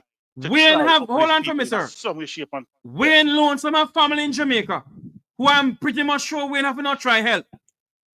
Wilfred Rattigan have family in St. Elizabeth, but I'm pretty much sure not try help. So do I. So you coming on here and asking, what are we doing? What are you doing? Somebody asked you that? Yes. When Wayne Lonesome and Rattigan gonna go to Jamaica and help instead of just talking? Somebody really said that? Yes, some idiot. Oh boy. We're in a serious situation, Jeffrey. Yeah? We're in a quandary. That's serious. Yes. What I would love for them to do though, as you said, but they have to assess the airdrop if they can drop. And I want you to repeat what you said about the logistics of dropping things from the sky of a helicopter. Talk to me about that again, please. That don't work. Wherever you've had drops like that, you've had panic, you've had violence, you've had the discriminatory factors seeping in. Yes. And it has never gone right. Never. The only way you have that work is if you have like a group of soldiers, right, and you drop it in the middle of them. Which means it would be defended, protected, and that way it could be properly organized and dispersed. Is what I'm saying to you. And of course, like I'm saying to you, it don't make sense. The way I see it right now, the way I see it, the magnitude of the need is right now saying that using the helicopters to do drops right now not really makes sense. No, I don't know. Where you gonna over that wide response area? Where you gonna drop? Clear the roads and send in the trucks. Clear the roads. Get private contractors with this is now we're gonna use bottled water in canisters or whatever it means. We're gonna need blanket sheets. And I heard you make a good point where sending a trailer right now to Jamaica. Sending a container right now to Jamaica will take 10 days to reach. Yes. Clear and get. We need at least 2 or 3 cargo plane. And we are here chatting. Put on the money on the mouth there. More than that. It's going to need more than that. It's going to need more than that. 2 plane load of cots right now and blankets will not suffice the amount of people that I've seen. Remember, one of the priorities got to be to get that Black River Hospital back up, because consequent to what's happened, you're going to have people getting sick in the next couple of days. People with high blood pressure, Jeffrey, they're going to start suffering. People who trouble with diabetes, blood sugar and stuff, remember they're not getting the right food and medicines and stuff. I spoke to a group of people. They're medical doctors that I had the privilege of talking to them yesterday. And they are on the way down to Jamaica. Because they're going to need places to work too out there in those areas. So back to what I'm saying again, the access to the good roads, road access, and then the electrical grid, because here's the deal. Road access without places with generators, and place to set up the generators too, it's gonna make no sense. Yeah. So we gotta look at priorities. The roads, we're gonna need properly set up shelters, roads, buildings or tents. If we can get some tents set up, protected from the wind. Because I can tell you one thing, What a lot of people don't understand, Jamaicans don't rate the Jamaica Defense Force for. The JDF was rated in the Americas as one of the greatest armed forces in the Western Hemisphere at one point. Well, when they come on to the Army Corps of Engineers, isn't that so, sir? The Army Corps of Engineers is very good. You know where them guys get trained, Jeffrey? Up Warwick Hills. Not Warwick Hills. The engineers them get trained all over the world. All right. And when you talk about engineers, you talk about AC technicians, plumbers, welders, electricians, equipment operators. That is wide and far-fetched. Yeah. We could hold our own. The thing about it is, like I said, the army is much bigger now. Brigade strength. That's what I'm saying to you. And I'm sure right now the deployment is underway properly. Yes. And the important thing, we have the man strength right now, the manpower right now to do it. The problem is that the destruction and is so far widespread that it's going to take a properly coordinated. That's what I'm saying to you. It goes right back to roads. Yeah, so the Prime Minister was in fact right when he said we got to get roads open. I remember, it's nothing. Despite if roads roll away, it don't take nothing. Couple of hours for a bulldozer cut and pack and put back a little roadway so that vehicle can roll. Yeah, but they have to cut out the trees and all that something there. Yes. Yeah. So it will happen. It's just like 3 days out, Jeffrey. It's painful to see. And the reality is not just no hitting, Yeah. It's what I'm saying to you. And I hear another little thing again. I watched a couple of bloggers who put no stuff about this hurricane was man-made and they're testing it on Jamaica. Jeffrey, God must fling with him hot when him hear people talk them kind of things. Me not taking them up because somebody call me about him and tell the person, look here, don't come about this nonsense. Do not call me about this nonsense. Let me set this to rest right now. If a hurricane could be man-made, you think the countries that have problems with other countries will wipe out the other one with that? Would they be spending millions of dollars and researching nuclear weapons? People need to wake up. People need to stop being so stupid. That's why them behaving at Dopia and do so much. No, you know why Jamaicans take it up? It is trending now, Some idiot somewhere in the world put up a video about that and everybody else take it on. So because them want likes and they want this and they want that, they take it up and put up it. Well, I guess I won't be getting no likes because I won't be. Neither do I. So I'm saying to you, like I seen people putting out that Flatbridge was destroyed. It was not destroyed. That kind of a stupid thing. How many years now have we seen Flatbridge come under that kind of water? That's not the first. Flatbridge have been there before me and you and for me and for your papa and mama band. And that's another case. Again, somebody said to me, I was having a discussion with somebody yesterday saying, why don't they widen that bridge? No, I'm going to tell you why. Do you realize, Jeffrey? Do you realize? Think about this for a split second. Do you realize that Flatbridge was properly built and in place at the narrowest part of that gorge? Yep. Think about it. Have you ever thought about that, Jeffrey? Of course I thought about it. The Flatbridge was built at the narrowest part of that gorge. If they had put it somewhere else, a disaster, the foothills probably would have been kicked away a long time and Okay. that bridge dig out and dash way. Is what I'm saying to you?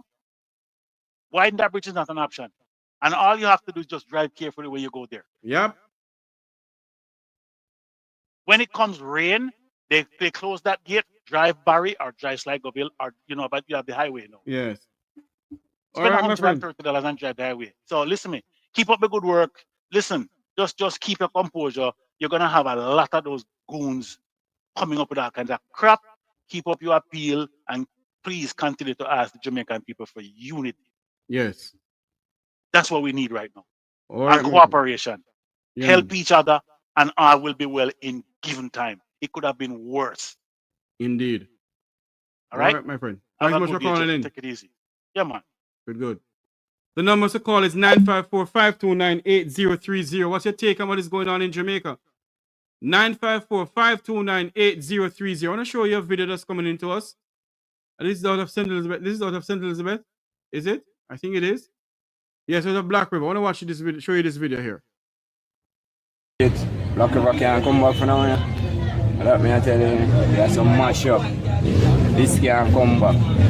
We have to do the low thing because we don't know how we are get food now, yeah? So I say thing, bro. But you know, life no whole life no gone. 1 and 2. Yeah? So that was grateful. But boy we there, you know, swear. We there see where we can get, you know. Because we are hungry, you know. And we don't see no government workers, you know, so don't know. Black River can't. Wow. I am appealing to the government of Jamaica at this time. They need to do something now, though. Need to do something now. Need to do something now. And the time is right now. Wow. Trelawney man died, another hospitalized of toxic fumes. Lord have mercy, dear God.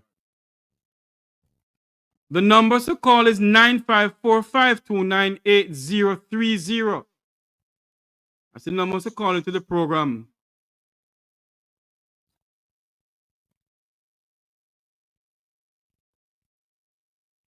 (954-529-8030). Me no know solar, so I have to listen to them.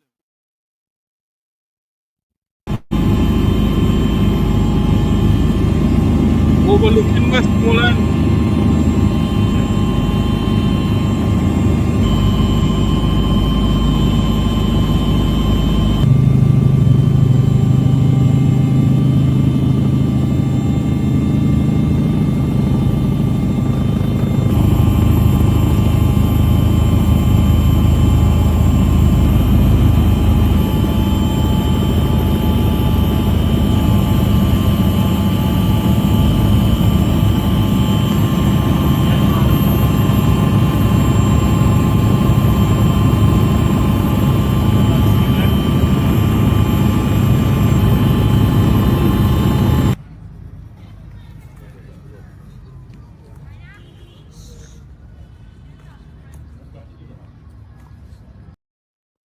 I want to show you something that's coming into us here.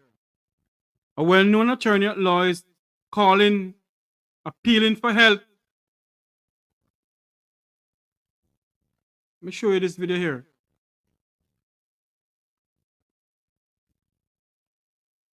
I'm just coming from the Black River police station. There are approximately 65 prisoners around here who are in need. They need to be moved. The entire lower section of the police station was inundated with water and the prisoners are affected. They have little food, they have no running water, they have no catched water around here. Few police officers are on duty around here and they are crying out for help. I am trying to get some assistance back in Santa Cruz side, but the police station especially is in dire need. But as far as I see what is happening in Black River has to be evacuated. Things are happening down here which are affecting persons. There's no water. Persons need food, they need water, they need refreshments, they need shelter. And right now Black River needs to be evacuated. Thank you. That's really good. No, I'm just coming from the Black River police station. There are approximately 65 prisoners around there who are in need. They need to be moved. The entire lower section of the police station was inundated with water, and the prisoners are affected. They have little food, they have no running water, they have no catched water around here. Police officers are on, few police officers are on duty around here and they are crying out for help. I am trying to get some assistance back in Santa Cruz side, but the police station especially is in dire need. But as far as I see what is happening in Black River has to be evacuated. Things are happening down here which are affecting persons. There's no water. Persons need food, they need water, they need refreshments, they need shelter. And right now, Black River needs to be evacuated. Thank you. Wow. Whoa, whoa, whoa, whoa. Let me see who this person is. Attorney at Law Thomas Levy is calling for the immediate removal of 65 prisoners being hosted at the Black Rivers police station and saying a humanitarian crisis will occur. He's also calling for the immediate evacuation of the entire Black River. My God. Whoa. This don't look good. This don't look good. Where would they evacuate them to? It's not as if we have... We're faced with a crisis, you know. We are faced with a crisis.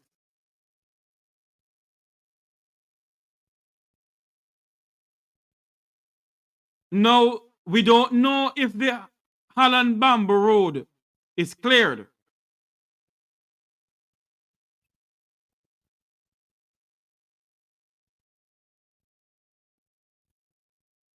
I am so sorry I haven't heard from your family members in St. Elizabeth and Montego Bay. The satellite signal is down. There is no electricity. And even if they put up a grid in St. Elizabeth, it will be months before anybody gets any light. Because there's no road, there is no light poles or anything like that down there. Father, I stretch my hand to thee, O God.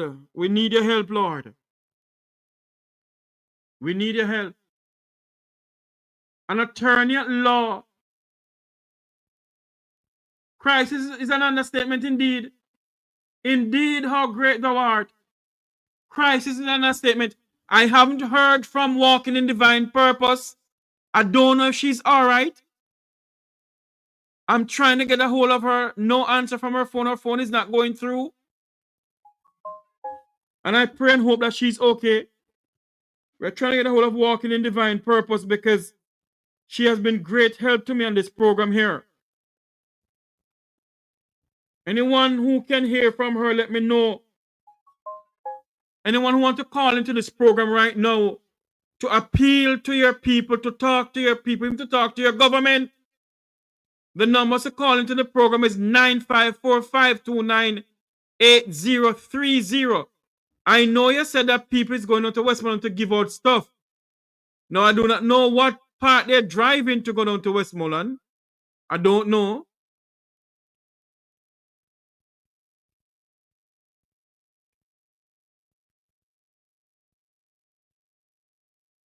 The number to call is 954-529-8030. I don't know if Mr. Sam or Marsh is okay. I haven't heard from them either.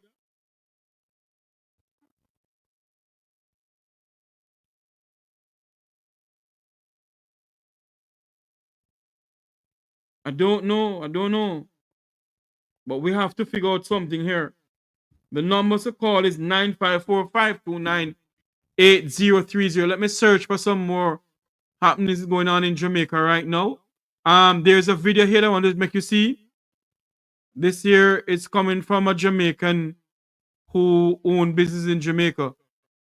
And he is appealing for the help for people. Here we go. We're going to play this video for you now. This year with Textile Out, we're trying to ensure that we can use textile. Good afternoon. Make we talk here live. Hello? Hello? Hi, Jeffrey. How are you doing? Hey, Miss Williams, how are you doing? I'm good. We have been keeping in touch with everything that is going on down in Jamaica through Fox Watch and all the stations down there and the meteorology and everybody down there. So we are informed of everything that is happening in Jamaica firsthand because we actually sit and see it and see all the videos coming out. Now, I can clearly remember in June 1979, St. Elizabeth had a depression and Newmarket was covered with water. Yes. And 41 people had died. And it was about 600 acres of land, and the water was 90 feet deep. It covered, the water started to rise and cover the homes. And I remember I was living in Black River at that time when Mr. Gerald Bramwell, he was the senior superintendent of police, and Francis Forbes was the assistant superintendent. And when Michael Manley came down there, he did not come in a helicopter down there and driving around. He toured the roads and walked the streets with the people and provided aid. And the helicopters were up rescuing people from the flood. And I remember the Marines came and they helped. So when this prime minister is all over riding in helicopter, he should be on the ground. And the helicopters should be doing the rescue and supplying food to areas that need the food.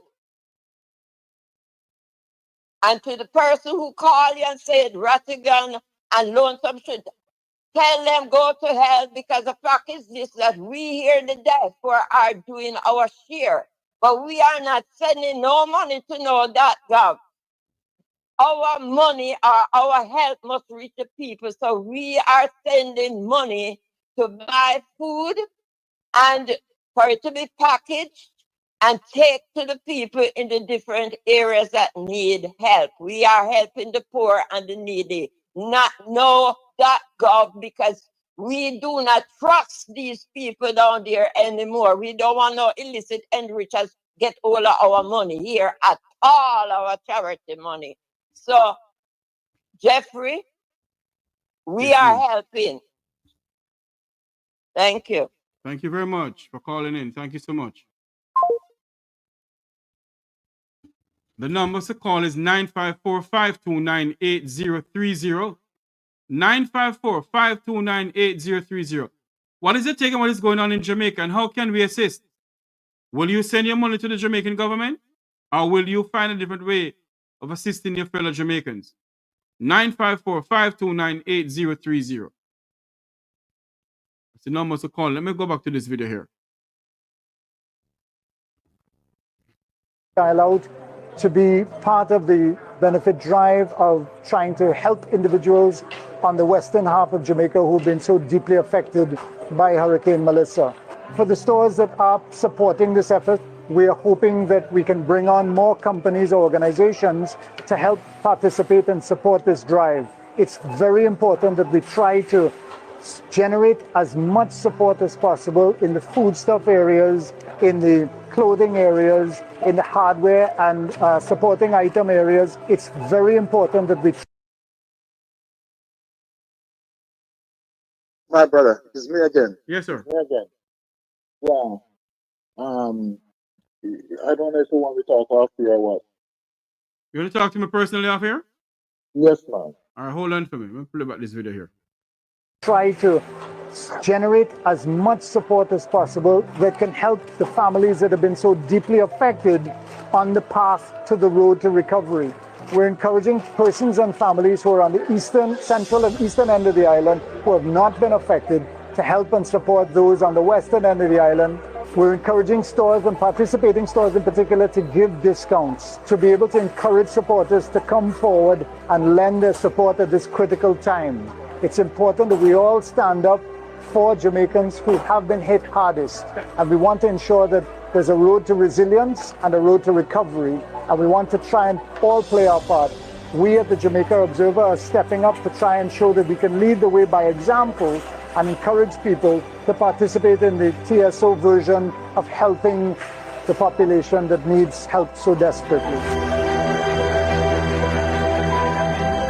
We're doing things a little differently this year with Textile Out. We're trying to ensure that we can use Textile Out to be part of the benefit drive of trying to help individuals on the western half of Jamaica who've been so deeply affected by Hurricane Melissa. For the stores that are supporting this effort, we are hoping that we can bring on more companies or organizations to help participate and support this drive. It's very important that we try to generate as much support as possible in the foodstuff areas, in the clothing areas, in the hardware and supporting item areas. It's very important that we try to generate as much support as possible that can help the families that have been so deeply affected on the path to the road to recovery. We're encouraging persons and families who are on the eastern, central and eastern end of the island who have not been affected to help and support those on the western end of the island. We're encouraging stores and participating stores in particular to give discounts, to be able to encourage supporters to come forward and lend their support at this critical time. It's important that we all stand up for Jamaicans who have been hit hardest, and we want to ensure that there's a road to resilience and a road to recovery, and we want to try and all play our part. We at the Jamaica Observer are stepping up to try and show that we can lead the way by example and encourage people to participate in the TSO version of helping the population that needs help so desperately.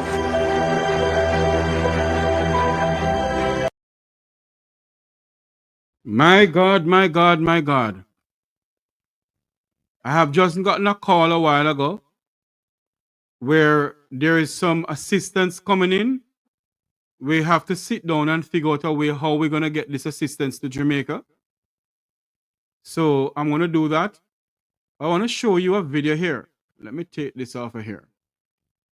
I want to show you a video that is just coming into us. We send money to Andre to help. He's doing a great job. I know I commended Mr. Stevenson on the program earlier on. I did commend him on the program earlier on. And I am not asking for any money. So, anyway, I want to show you a video here. A video coming into us that I want to show you. This gentleman here. Boy, I don't know. I'm lost for words of what is going on in our country, though. I am lost for words. I am lost for words. Seriously lost for words. It doesn't look good, and I pray and hope that we do get the help that we're supposed to.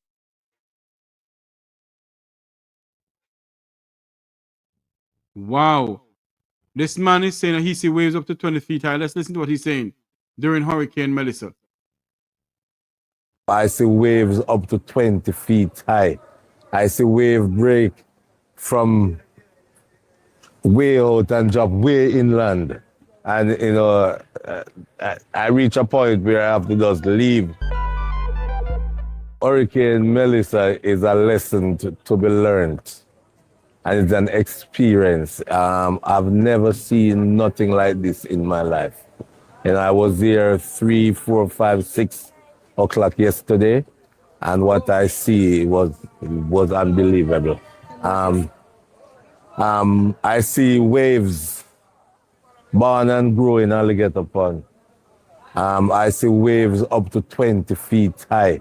I see wave break from way out and drop way inland.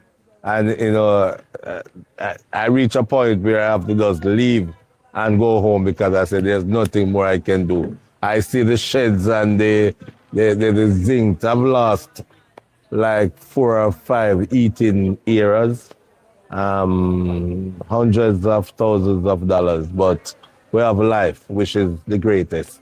And we will be back within a few days. The kitchen is clean. The main building never touched.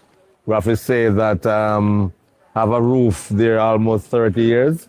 You know, it was done by Dixons in Mandeville, and it's stand up to 3 or 4 storms now, which is very good. But our losses is great, but there's no life, and that is very important. I noticed that there are community members here that was clean. Tell me why and Well, you see almost 50 people here. They're from the community, you know, Little Ochi is the heartbeat of Alligator Pond. So everybody does come out and give in a helping hand. It's a community love and a community vibes. And I'm very grateful. You know, you have people leaving Christiana now, hear about the damage and coming down. So if you stay here for another hour, you will see 10, 20 more people coming to Alligator Pond just to assist, which is good. See that kind of support. No, man, it's true love, you know, for somebody born and grow here. But as you can see, my day-to-day input in Alligator Pond is what we're reaping now. You know, we contribute in every department. The quicker I get up, is the better for them. And that's the love we have in Alligator Pond. Wow. I see waves up to 20 feet high.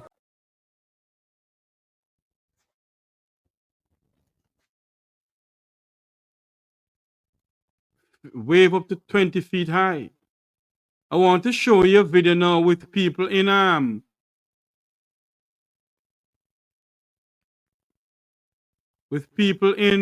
Savanna-la-Mar at a gas station. I don't know this gas station here. God have his mercy. We are going to figure out how to get stuff down to Jamaica though. Let me show you a video here where people in Savanna-la-Mar, long lines, short tempers at gas station in Savanna-la-Mar, Westmoreland. Look at this video here. So this is the line actually, the persons are sneaking in from the back there and getting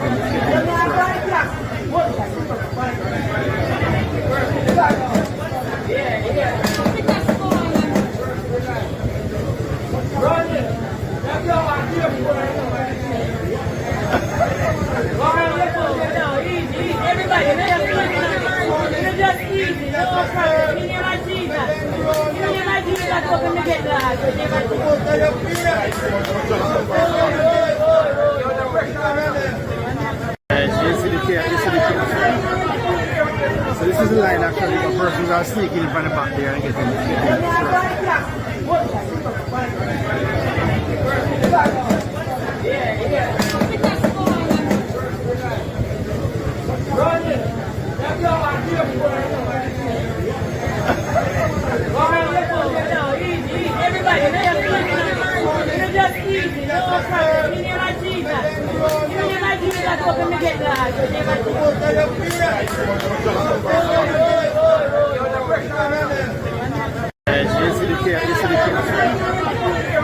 So this is the line actually, the persons are sneaking in from the back there and getting. So there you see it, Jamaicans in Westmoreland. After the aftermath of Hurricane Melissa, they need help. Aftermath of Hurricane Melissa, I want to show you a video here. I was just coming into us. Opposition leader Mark Golding in a helicopter flying over, I think it's eastern Westmoreland. And I want you to show you this video here. Let me see if I can get it to show you. Just a moment here, please. Where it is? This one? Yes, this one here. Oh, hold on. Yes, this one here. Let me show you this video here of the opposition leader of Jamaica, Mark Jefferson Golding, who is he and Dr. Dayton Campbell, and I think other members of the hierarchy of the People's National Party. Hope I can show it to you. Yes, here it is. Let me get this here now. See if I can get some audio from it.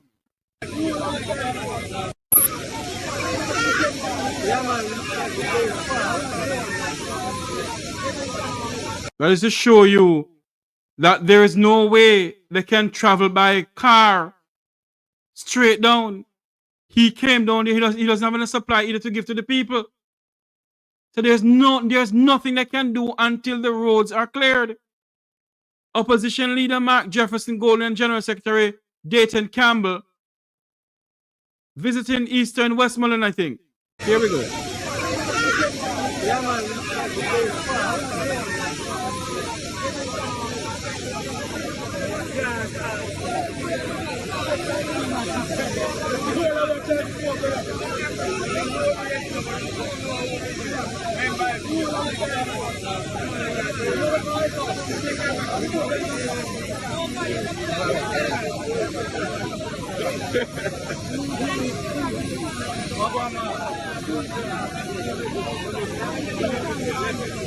Along with Member of Parliament for Western Westmoreland, Ian Hales.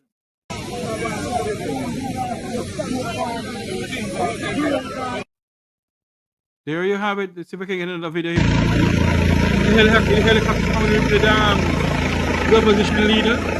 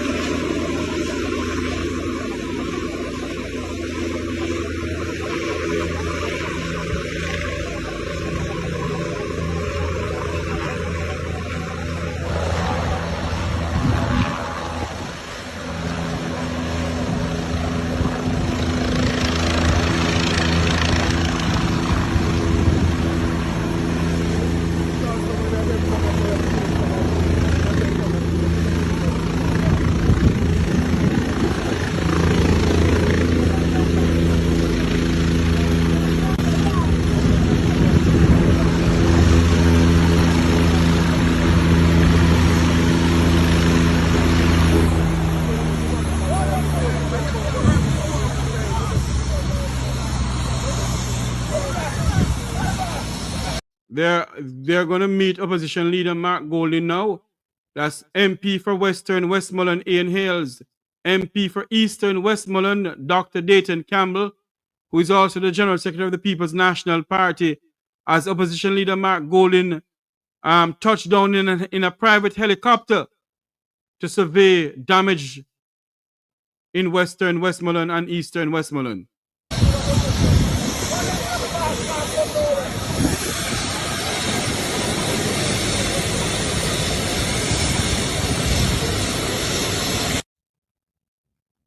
There you have it.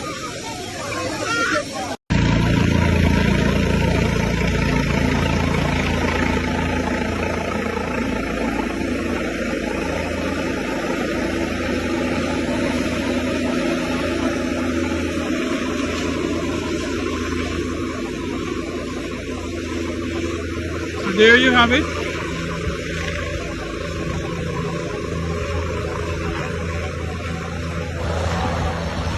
Opposition leader Mark Golding touched down in Westmoreland in a private helicopter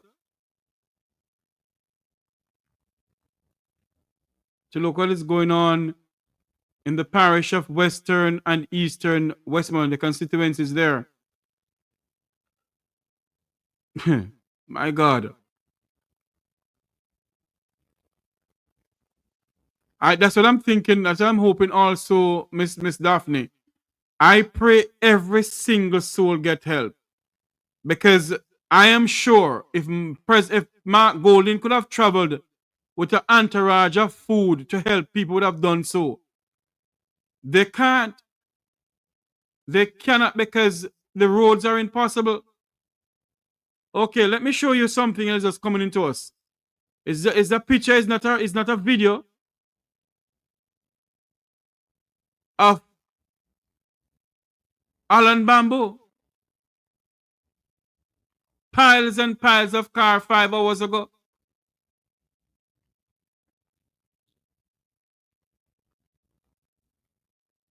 Let's see if we can get this to show you.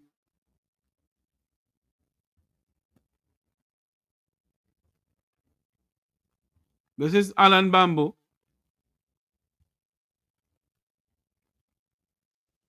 That's Alan Bamboo there. Where vehicles right now are gridlocked because they have to have people cutting the road, cutting trees from off the roads, bamboo and everything. So no one can drive straight into Westmoreland or straight into St. Elizabeth. It takes hours for you to get down there. Unless maybe if you drive Flatbridge End. But if you drive Flatbridge End and go through the mountains trees are in the roads in the mountains. Trees are in the roads in the mountains. We're not there to see it, so we all can say this, and we all can say that at the end of the day, those who are down there can see these things. We just see a helicopter a while ago land in Westmoreland, where the president of the People's National Party, opposition leader Mark Golding, visiting Westmoreland now to see the damage that I know first. And maybe have been down there before, I don't know.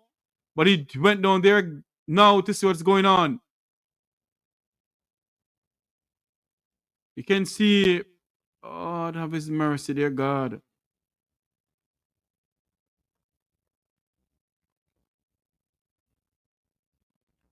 Whoa.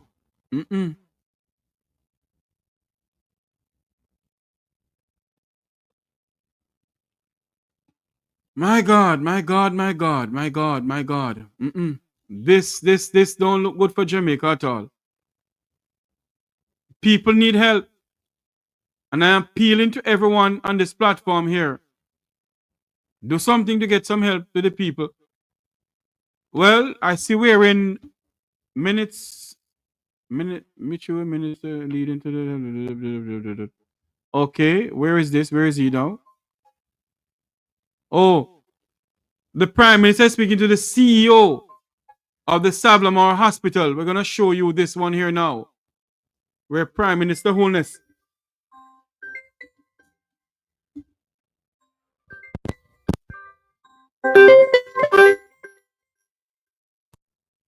Hello, good morning, good afternoon. Good day, Mr. Jeffries. Brownstone calling in. Hey, Brownstone, how you doing? You know what? I'm so worried about Jamaica and how it will recover. Reason being, you still have people who haven't even get on their feet yet from burial. Yep. So when you take in fact that no, there is already a delay with the whole burial situation. Then no, I'm putting politics in it. The election just called 2 months ago barely. Then no, from morning, even when we did get a little rain in Jamaica, right? We still said the place flood.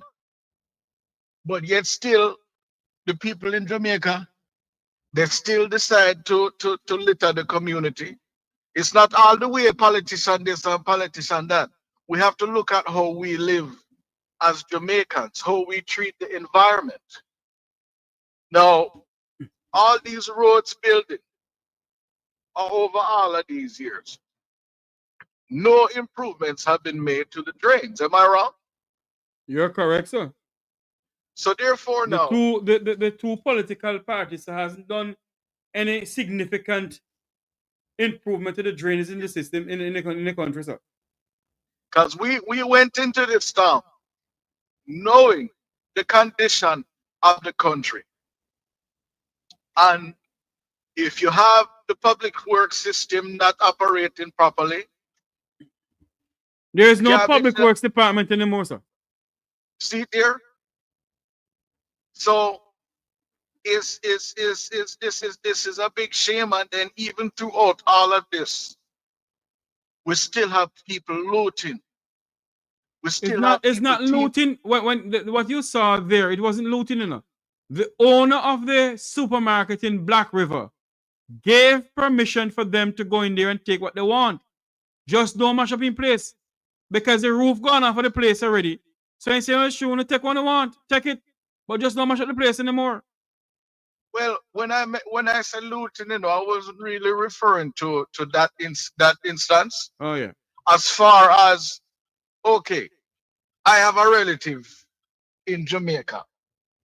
They have animals, cows, goats, chicken. So yesterday morning, no, not yesterday morning, the day before yesterday morning, I get a call from them saying that he's missing about 6 goats.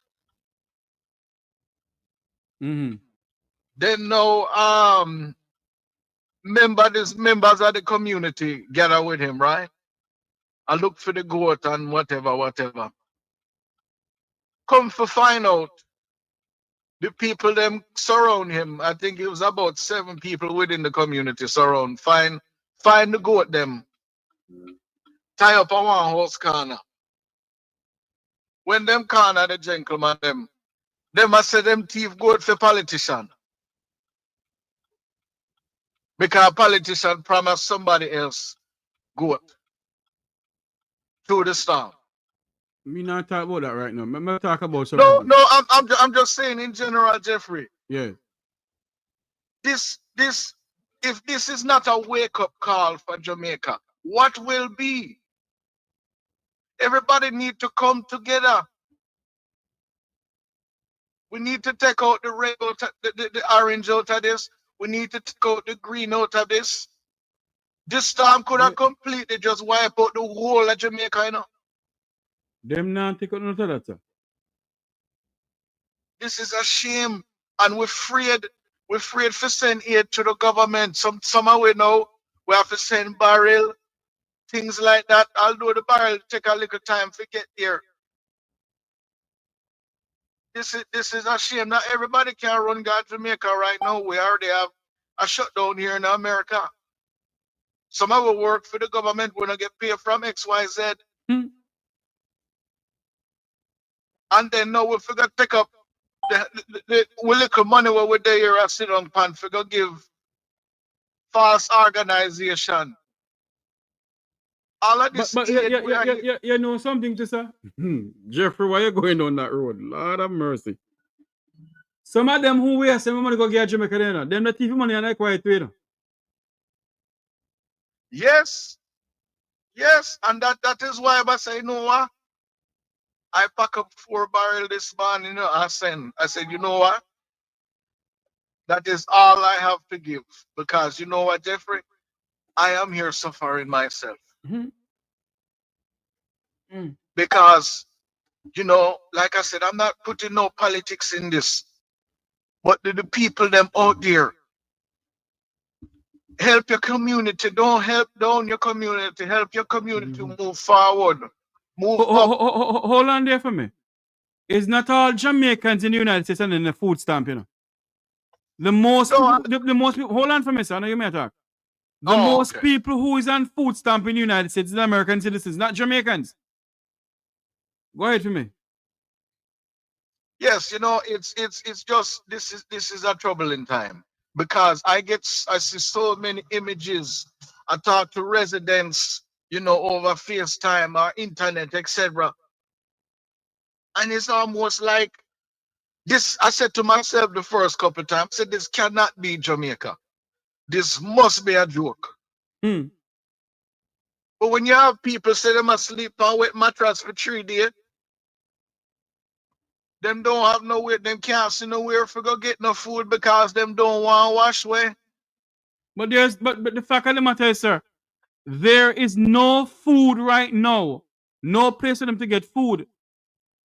And I'm questioning like everybody else on the platform here. But we're being told, well, a former member of the JDF said that they have to figure out if they're going to do airdrop from a helicopter to drop in an area.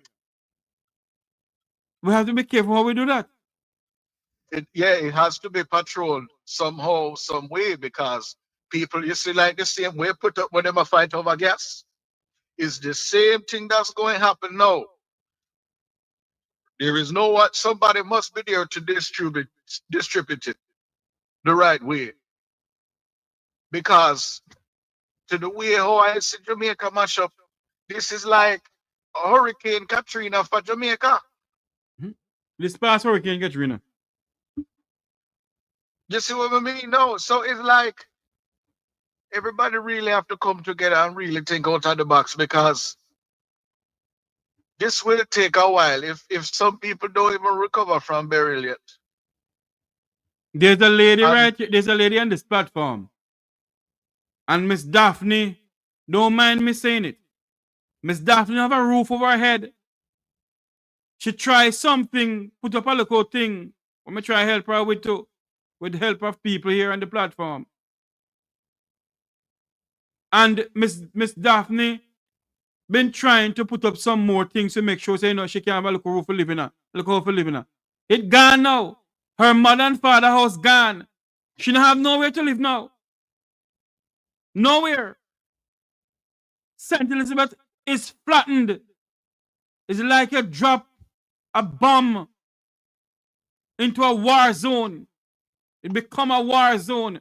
One American and British journalist described Black River as the ground zero of the Caribbean. Yes. Yes. I will definitely side with that one, because it's unbelievable, Jeffrey. That is the only way I can describe it. It is unbelievable. All that Jamaica has went through over this said period of time. If you even want to just go back as far as COVID till now. And then you have mental health. You have all of these dead bodies where I float up all over the place. One thing I can tell anybody, I have to sort myself out to where I decide what I'm going to do. When it comes on to go to Jamaica to assist, I will not collect anybody's money and send half and I'll give the people the other half. No, I'm not going to do it. Any money that anyone send to a charity organization or to an individual who is trying to assist must do so in transparency and truthfulness. You have some people collecting people money right there in Jamaica. I only take half of the money, buy the things, and I put the half in their pocket. Why am I going that road? I don't know. We must be very careful what we're doing. Because if we're collecting money from poor people to assist poor people, God is going to take care of you. Read St. Matthew 5. Go ahead for me, sir. Yes, and all else I really have to say, for everybody in Jamaica,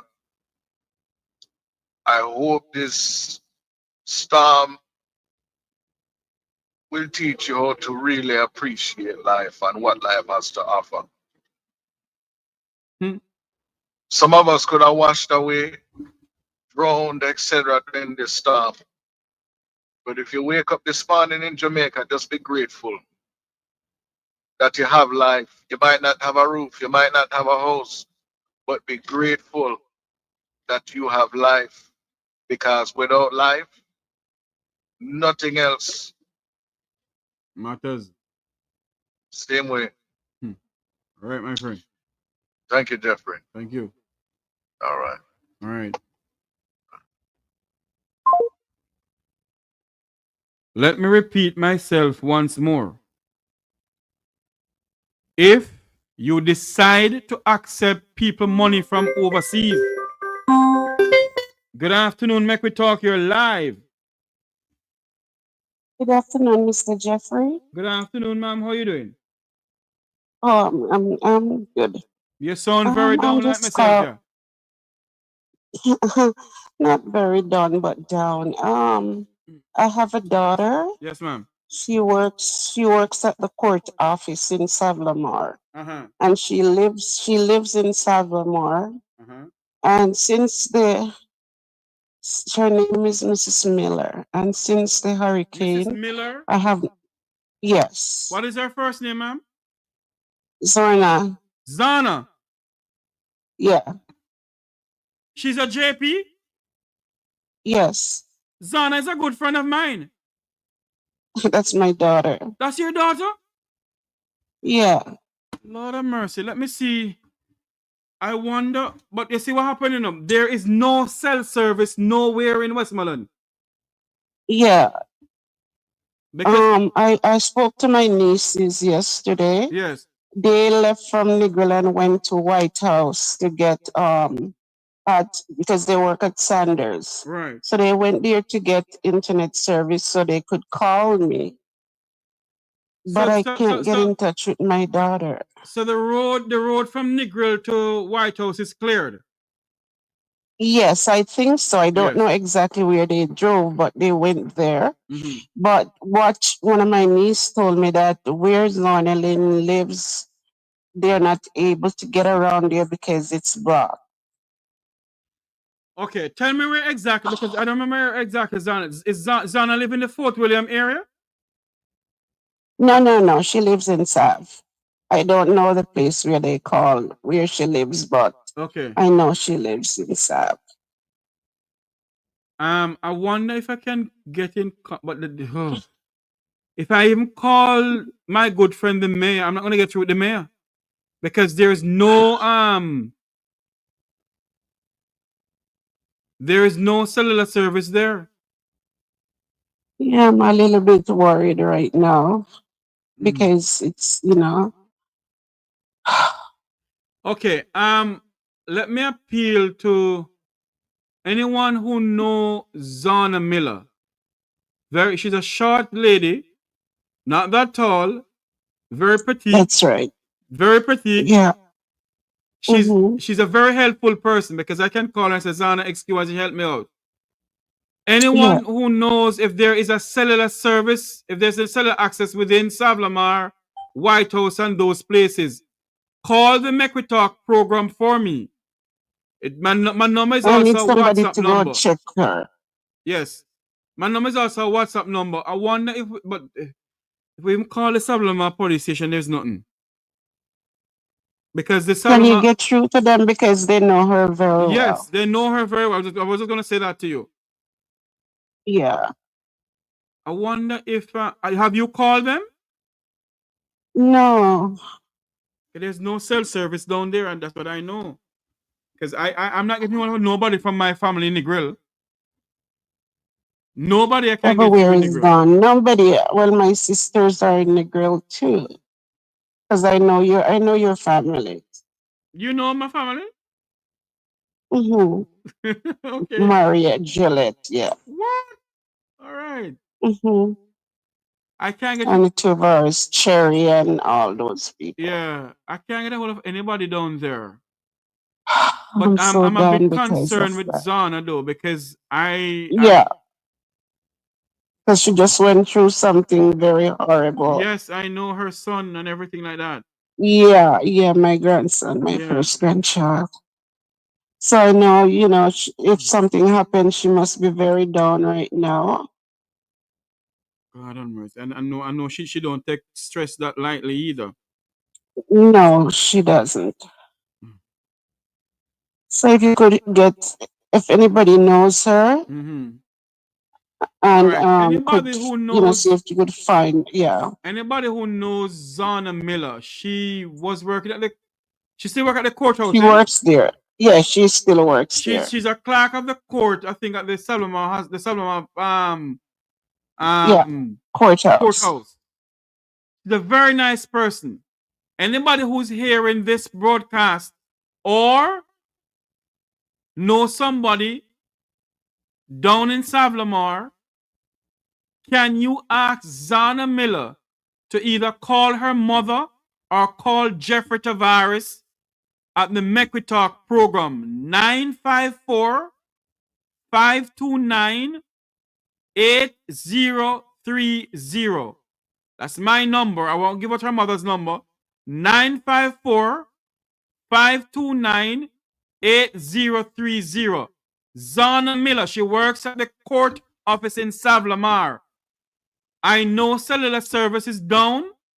I know we can't, but anybody who within the rank and file of the JCF, know anybody in the Savanna-la-Mar JCF area, in the JCF police station in Savanna-la-Mar, or anybody in the police station in Savanna-la-Mar who's hearing this broadcast. Zana Miller mother. Zana is a clerk of the court in Savanna-la-Mar. She works at the court office in Savanna-la-Mar. Her mother want to get in contact with her. She can call the Mequitalk program or she can call her mother direct. My number is 954-529-8030. It's also a WhatsApp number. And no scammer no call me and tell me any lie. No scammer don't call this phone. Thank you, Jeffrey. You're welcome, Miss Miller. We're going to see what we can do for you to assist you, ma'am. All right, thanks so much. All right, and if she call you, call me back and let me know. I will. Thanks. Right. Okay, my dear. Thanks much. Bye-bye. Okay, bye-bye. I was saying something before I got the call in. For those who are asking for help to assist people, make sure you're doing it truthfully and transparency. Do not collect poor people money. America is not a Belarus. Some of the Jamaican be clean shit. We make a living.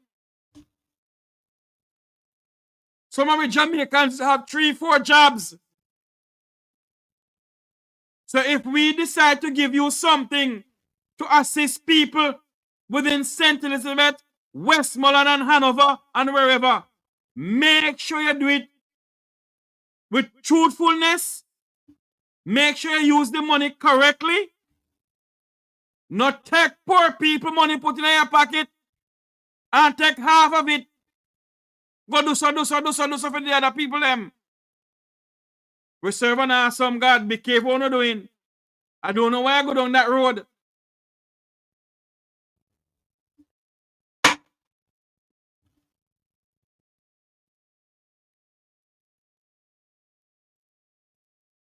Be careful what we're doing.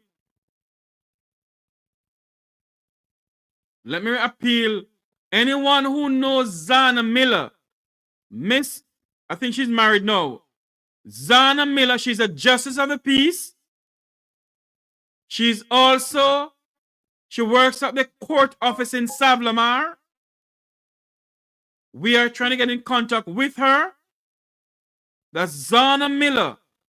Zana Miller in Savanna-la-Mar, Westmoreland. Anyone who knows her, please get in contact with the Mequitalk program via WhatsApp or straight 954-529-8030. 954-529-8030.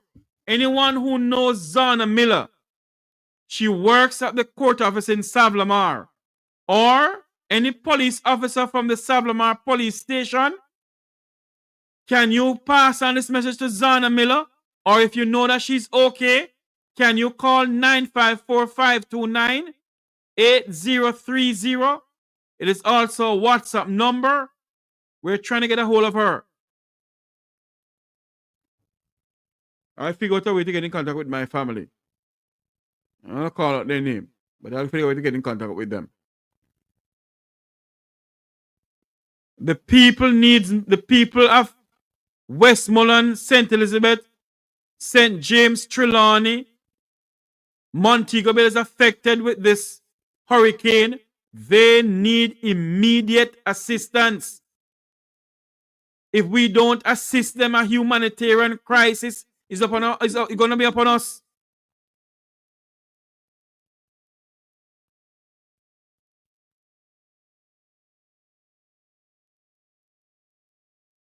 A humanitarian crisis is looming in Western Jamaica.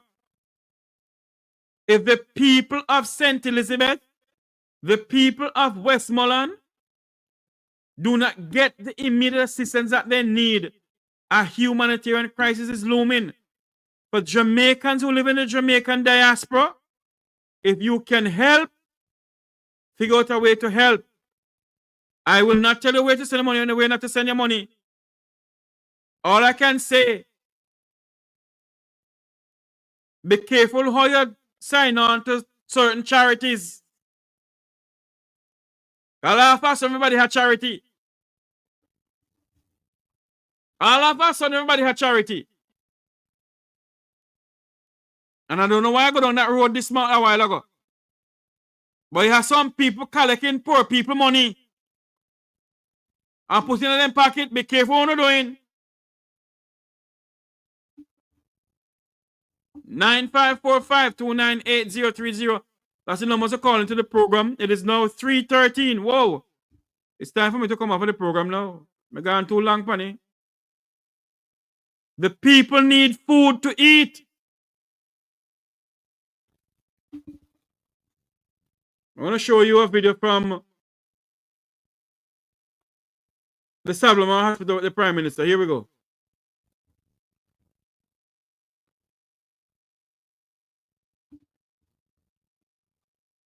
Ron Grant, Chief Executive Officer, Savanna-la-Mar Public General Hospital.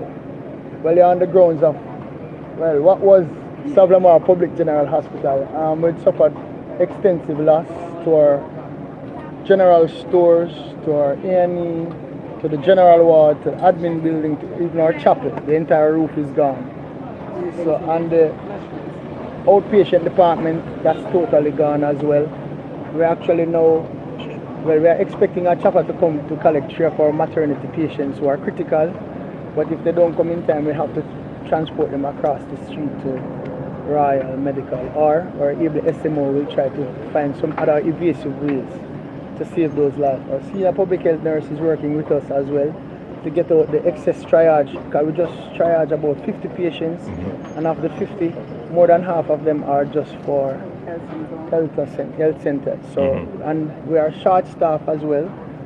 Minister Tufton was here and he gave him the full upload, so he's trying to help us where that is concerned as well. Good. So, for now, we are on generator for the past 3 days because the current wind, we're going low on water, but the fire department is working with us to bring 2 truckload of water to us. Good. In short paper.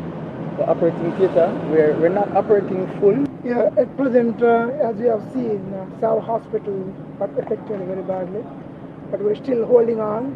Have a strong team who are on grounds. But as you notice, several people got their houses damaged. Right. A lot of healthcare workers, they have a personal issues at the loss, and at the same time, they have to fix their houses before they come over. And the transport is an issue. Roads were blocked. The persons that on duty, they were extended duty, tired. We're giving enough support, but as you see, work is overwhelming. So part of the hospital was destroyed, like outpatient clinics and some of the ward areas. We moved them to surge areas, the protected areas. We try level best to discharge them as best as we can. Our theater is damaged as well, and we're trying to utilize how best we can utilize part of the theater for dire emergencies. We also are trying to see how best we can collaborate with the nearest private hospital to use their operation theater.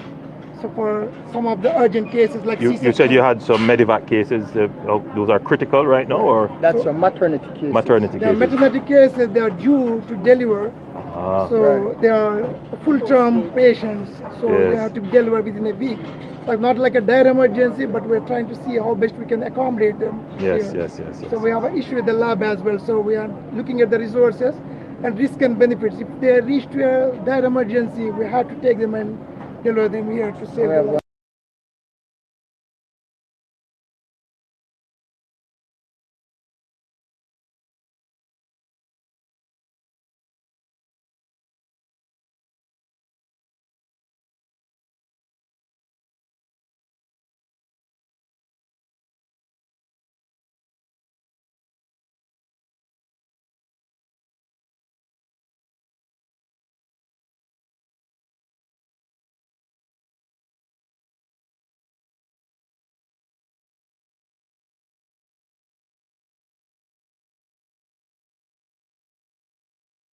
Okay, all Yes, right. hello, Miss Carol, you're live on air. Go ahead. Okay. Take me off. I don't want to be live on No, here, so take me off. let me call you back because I have a program doing. Let me call you. I'm gonna cut the program now and gonna call you back. Yams. Okay. All right. All right. Yes, we have a we was listening to what is going on at the Savanna-la-Mar hospital. We do apologize about it. Let's continue to listen to it. I'm not turning out this already, so we can't afford anymore. Yeah. Well, listen, I want to thank you, I see all your team here, for your dutiful and faithful attendance to the patients. I know all of you would have some loss at home, some damage, and half of your mind might be there, but you're physically here and working as best as you can under very difficult circumstances. We are doing an assessment, so we have a schedule of assessments. So right now we're doing Westmoreland. If the light permits, then we get into Hanover and we move on. The assessment is that it's a serious damage. We looked at White House, almost total damage. On the coast, total damage. Here the damage is severe, but I think the town can rebound very quickly. Yes, some of your utility poles are down, but your utility infrastructure is not totally damaged and can be quickly repaired if we bring in the resources. Your roads are accessible, but the roads coming in, we need to clear those, and so we're going to put some effort into that, and we want to make sure that you can restock. So we really appreciate it. Yeah, listen, keep up a good job. Keep faith. All right, we're moving as quickly as we can to make sure that we recover. And believe me, we're going to recover stronger and better. All right? Blessings. Ron Grant, Chief Executive Officer, Savanna-la-Mar. There you have it. The Savanna-la-Mar hospital is totally destroyed. Gone to the dogs.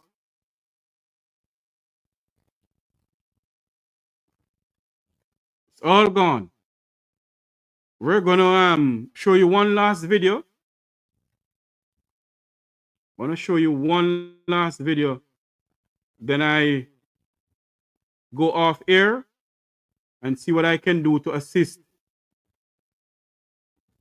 my other fellow Jamaicans in whatever way I can.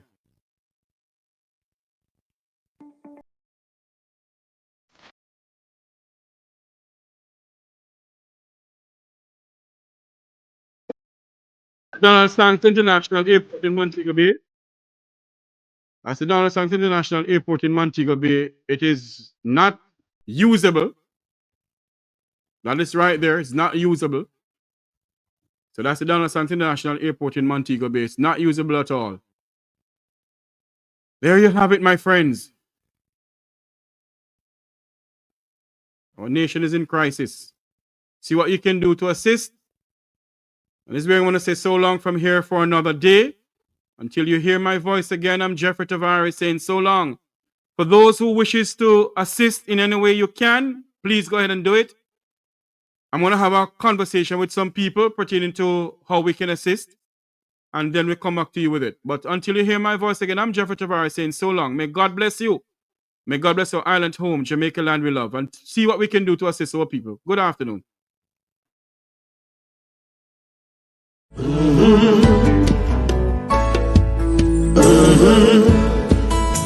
When the game gets rough and this life just seems so tough, make we talk, my people, make we talk. When this town becomes an ugly place, don't let it erase the smile from your face. Make we talk, people, make we talk. Conversation is the key, a guiding light for you and me. Spark a talk and you will see. Conflict solver A to Z. World leaders master the art of self-defense just by talk. So people, make we talk. Hey, we're living in a world that on ourselves we must depend. Make we talk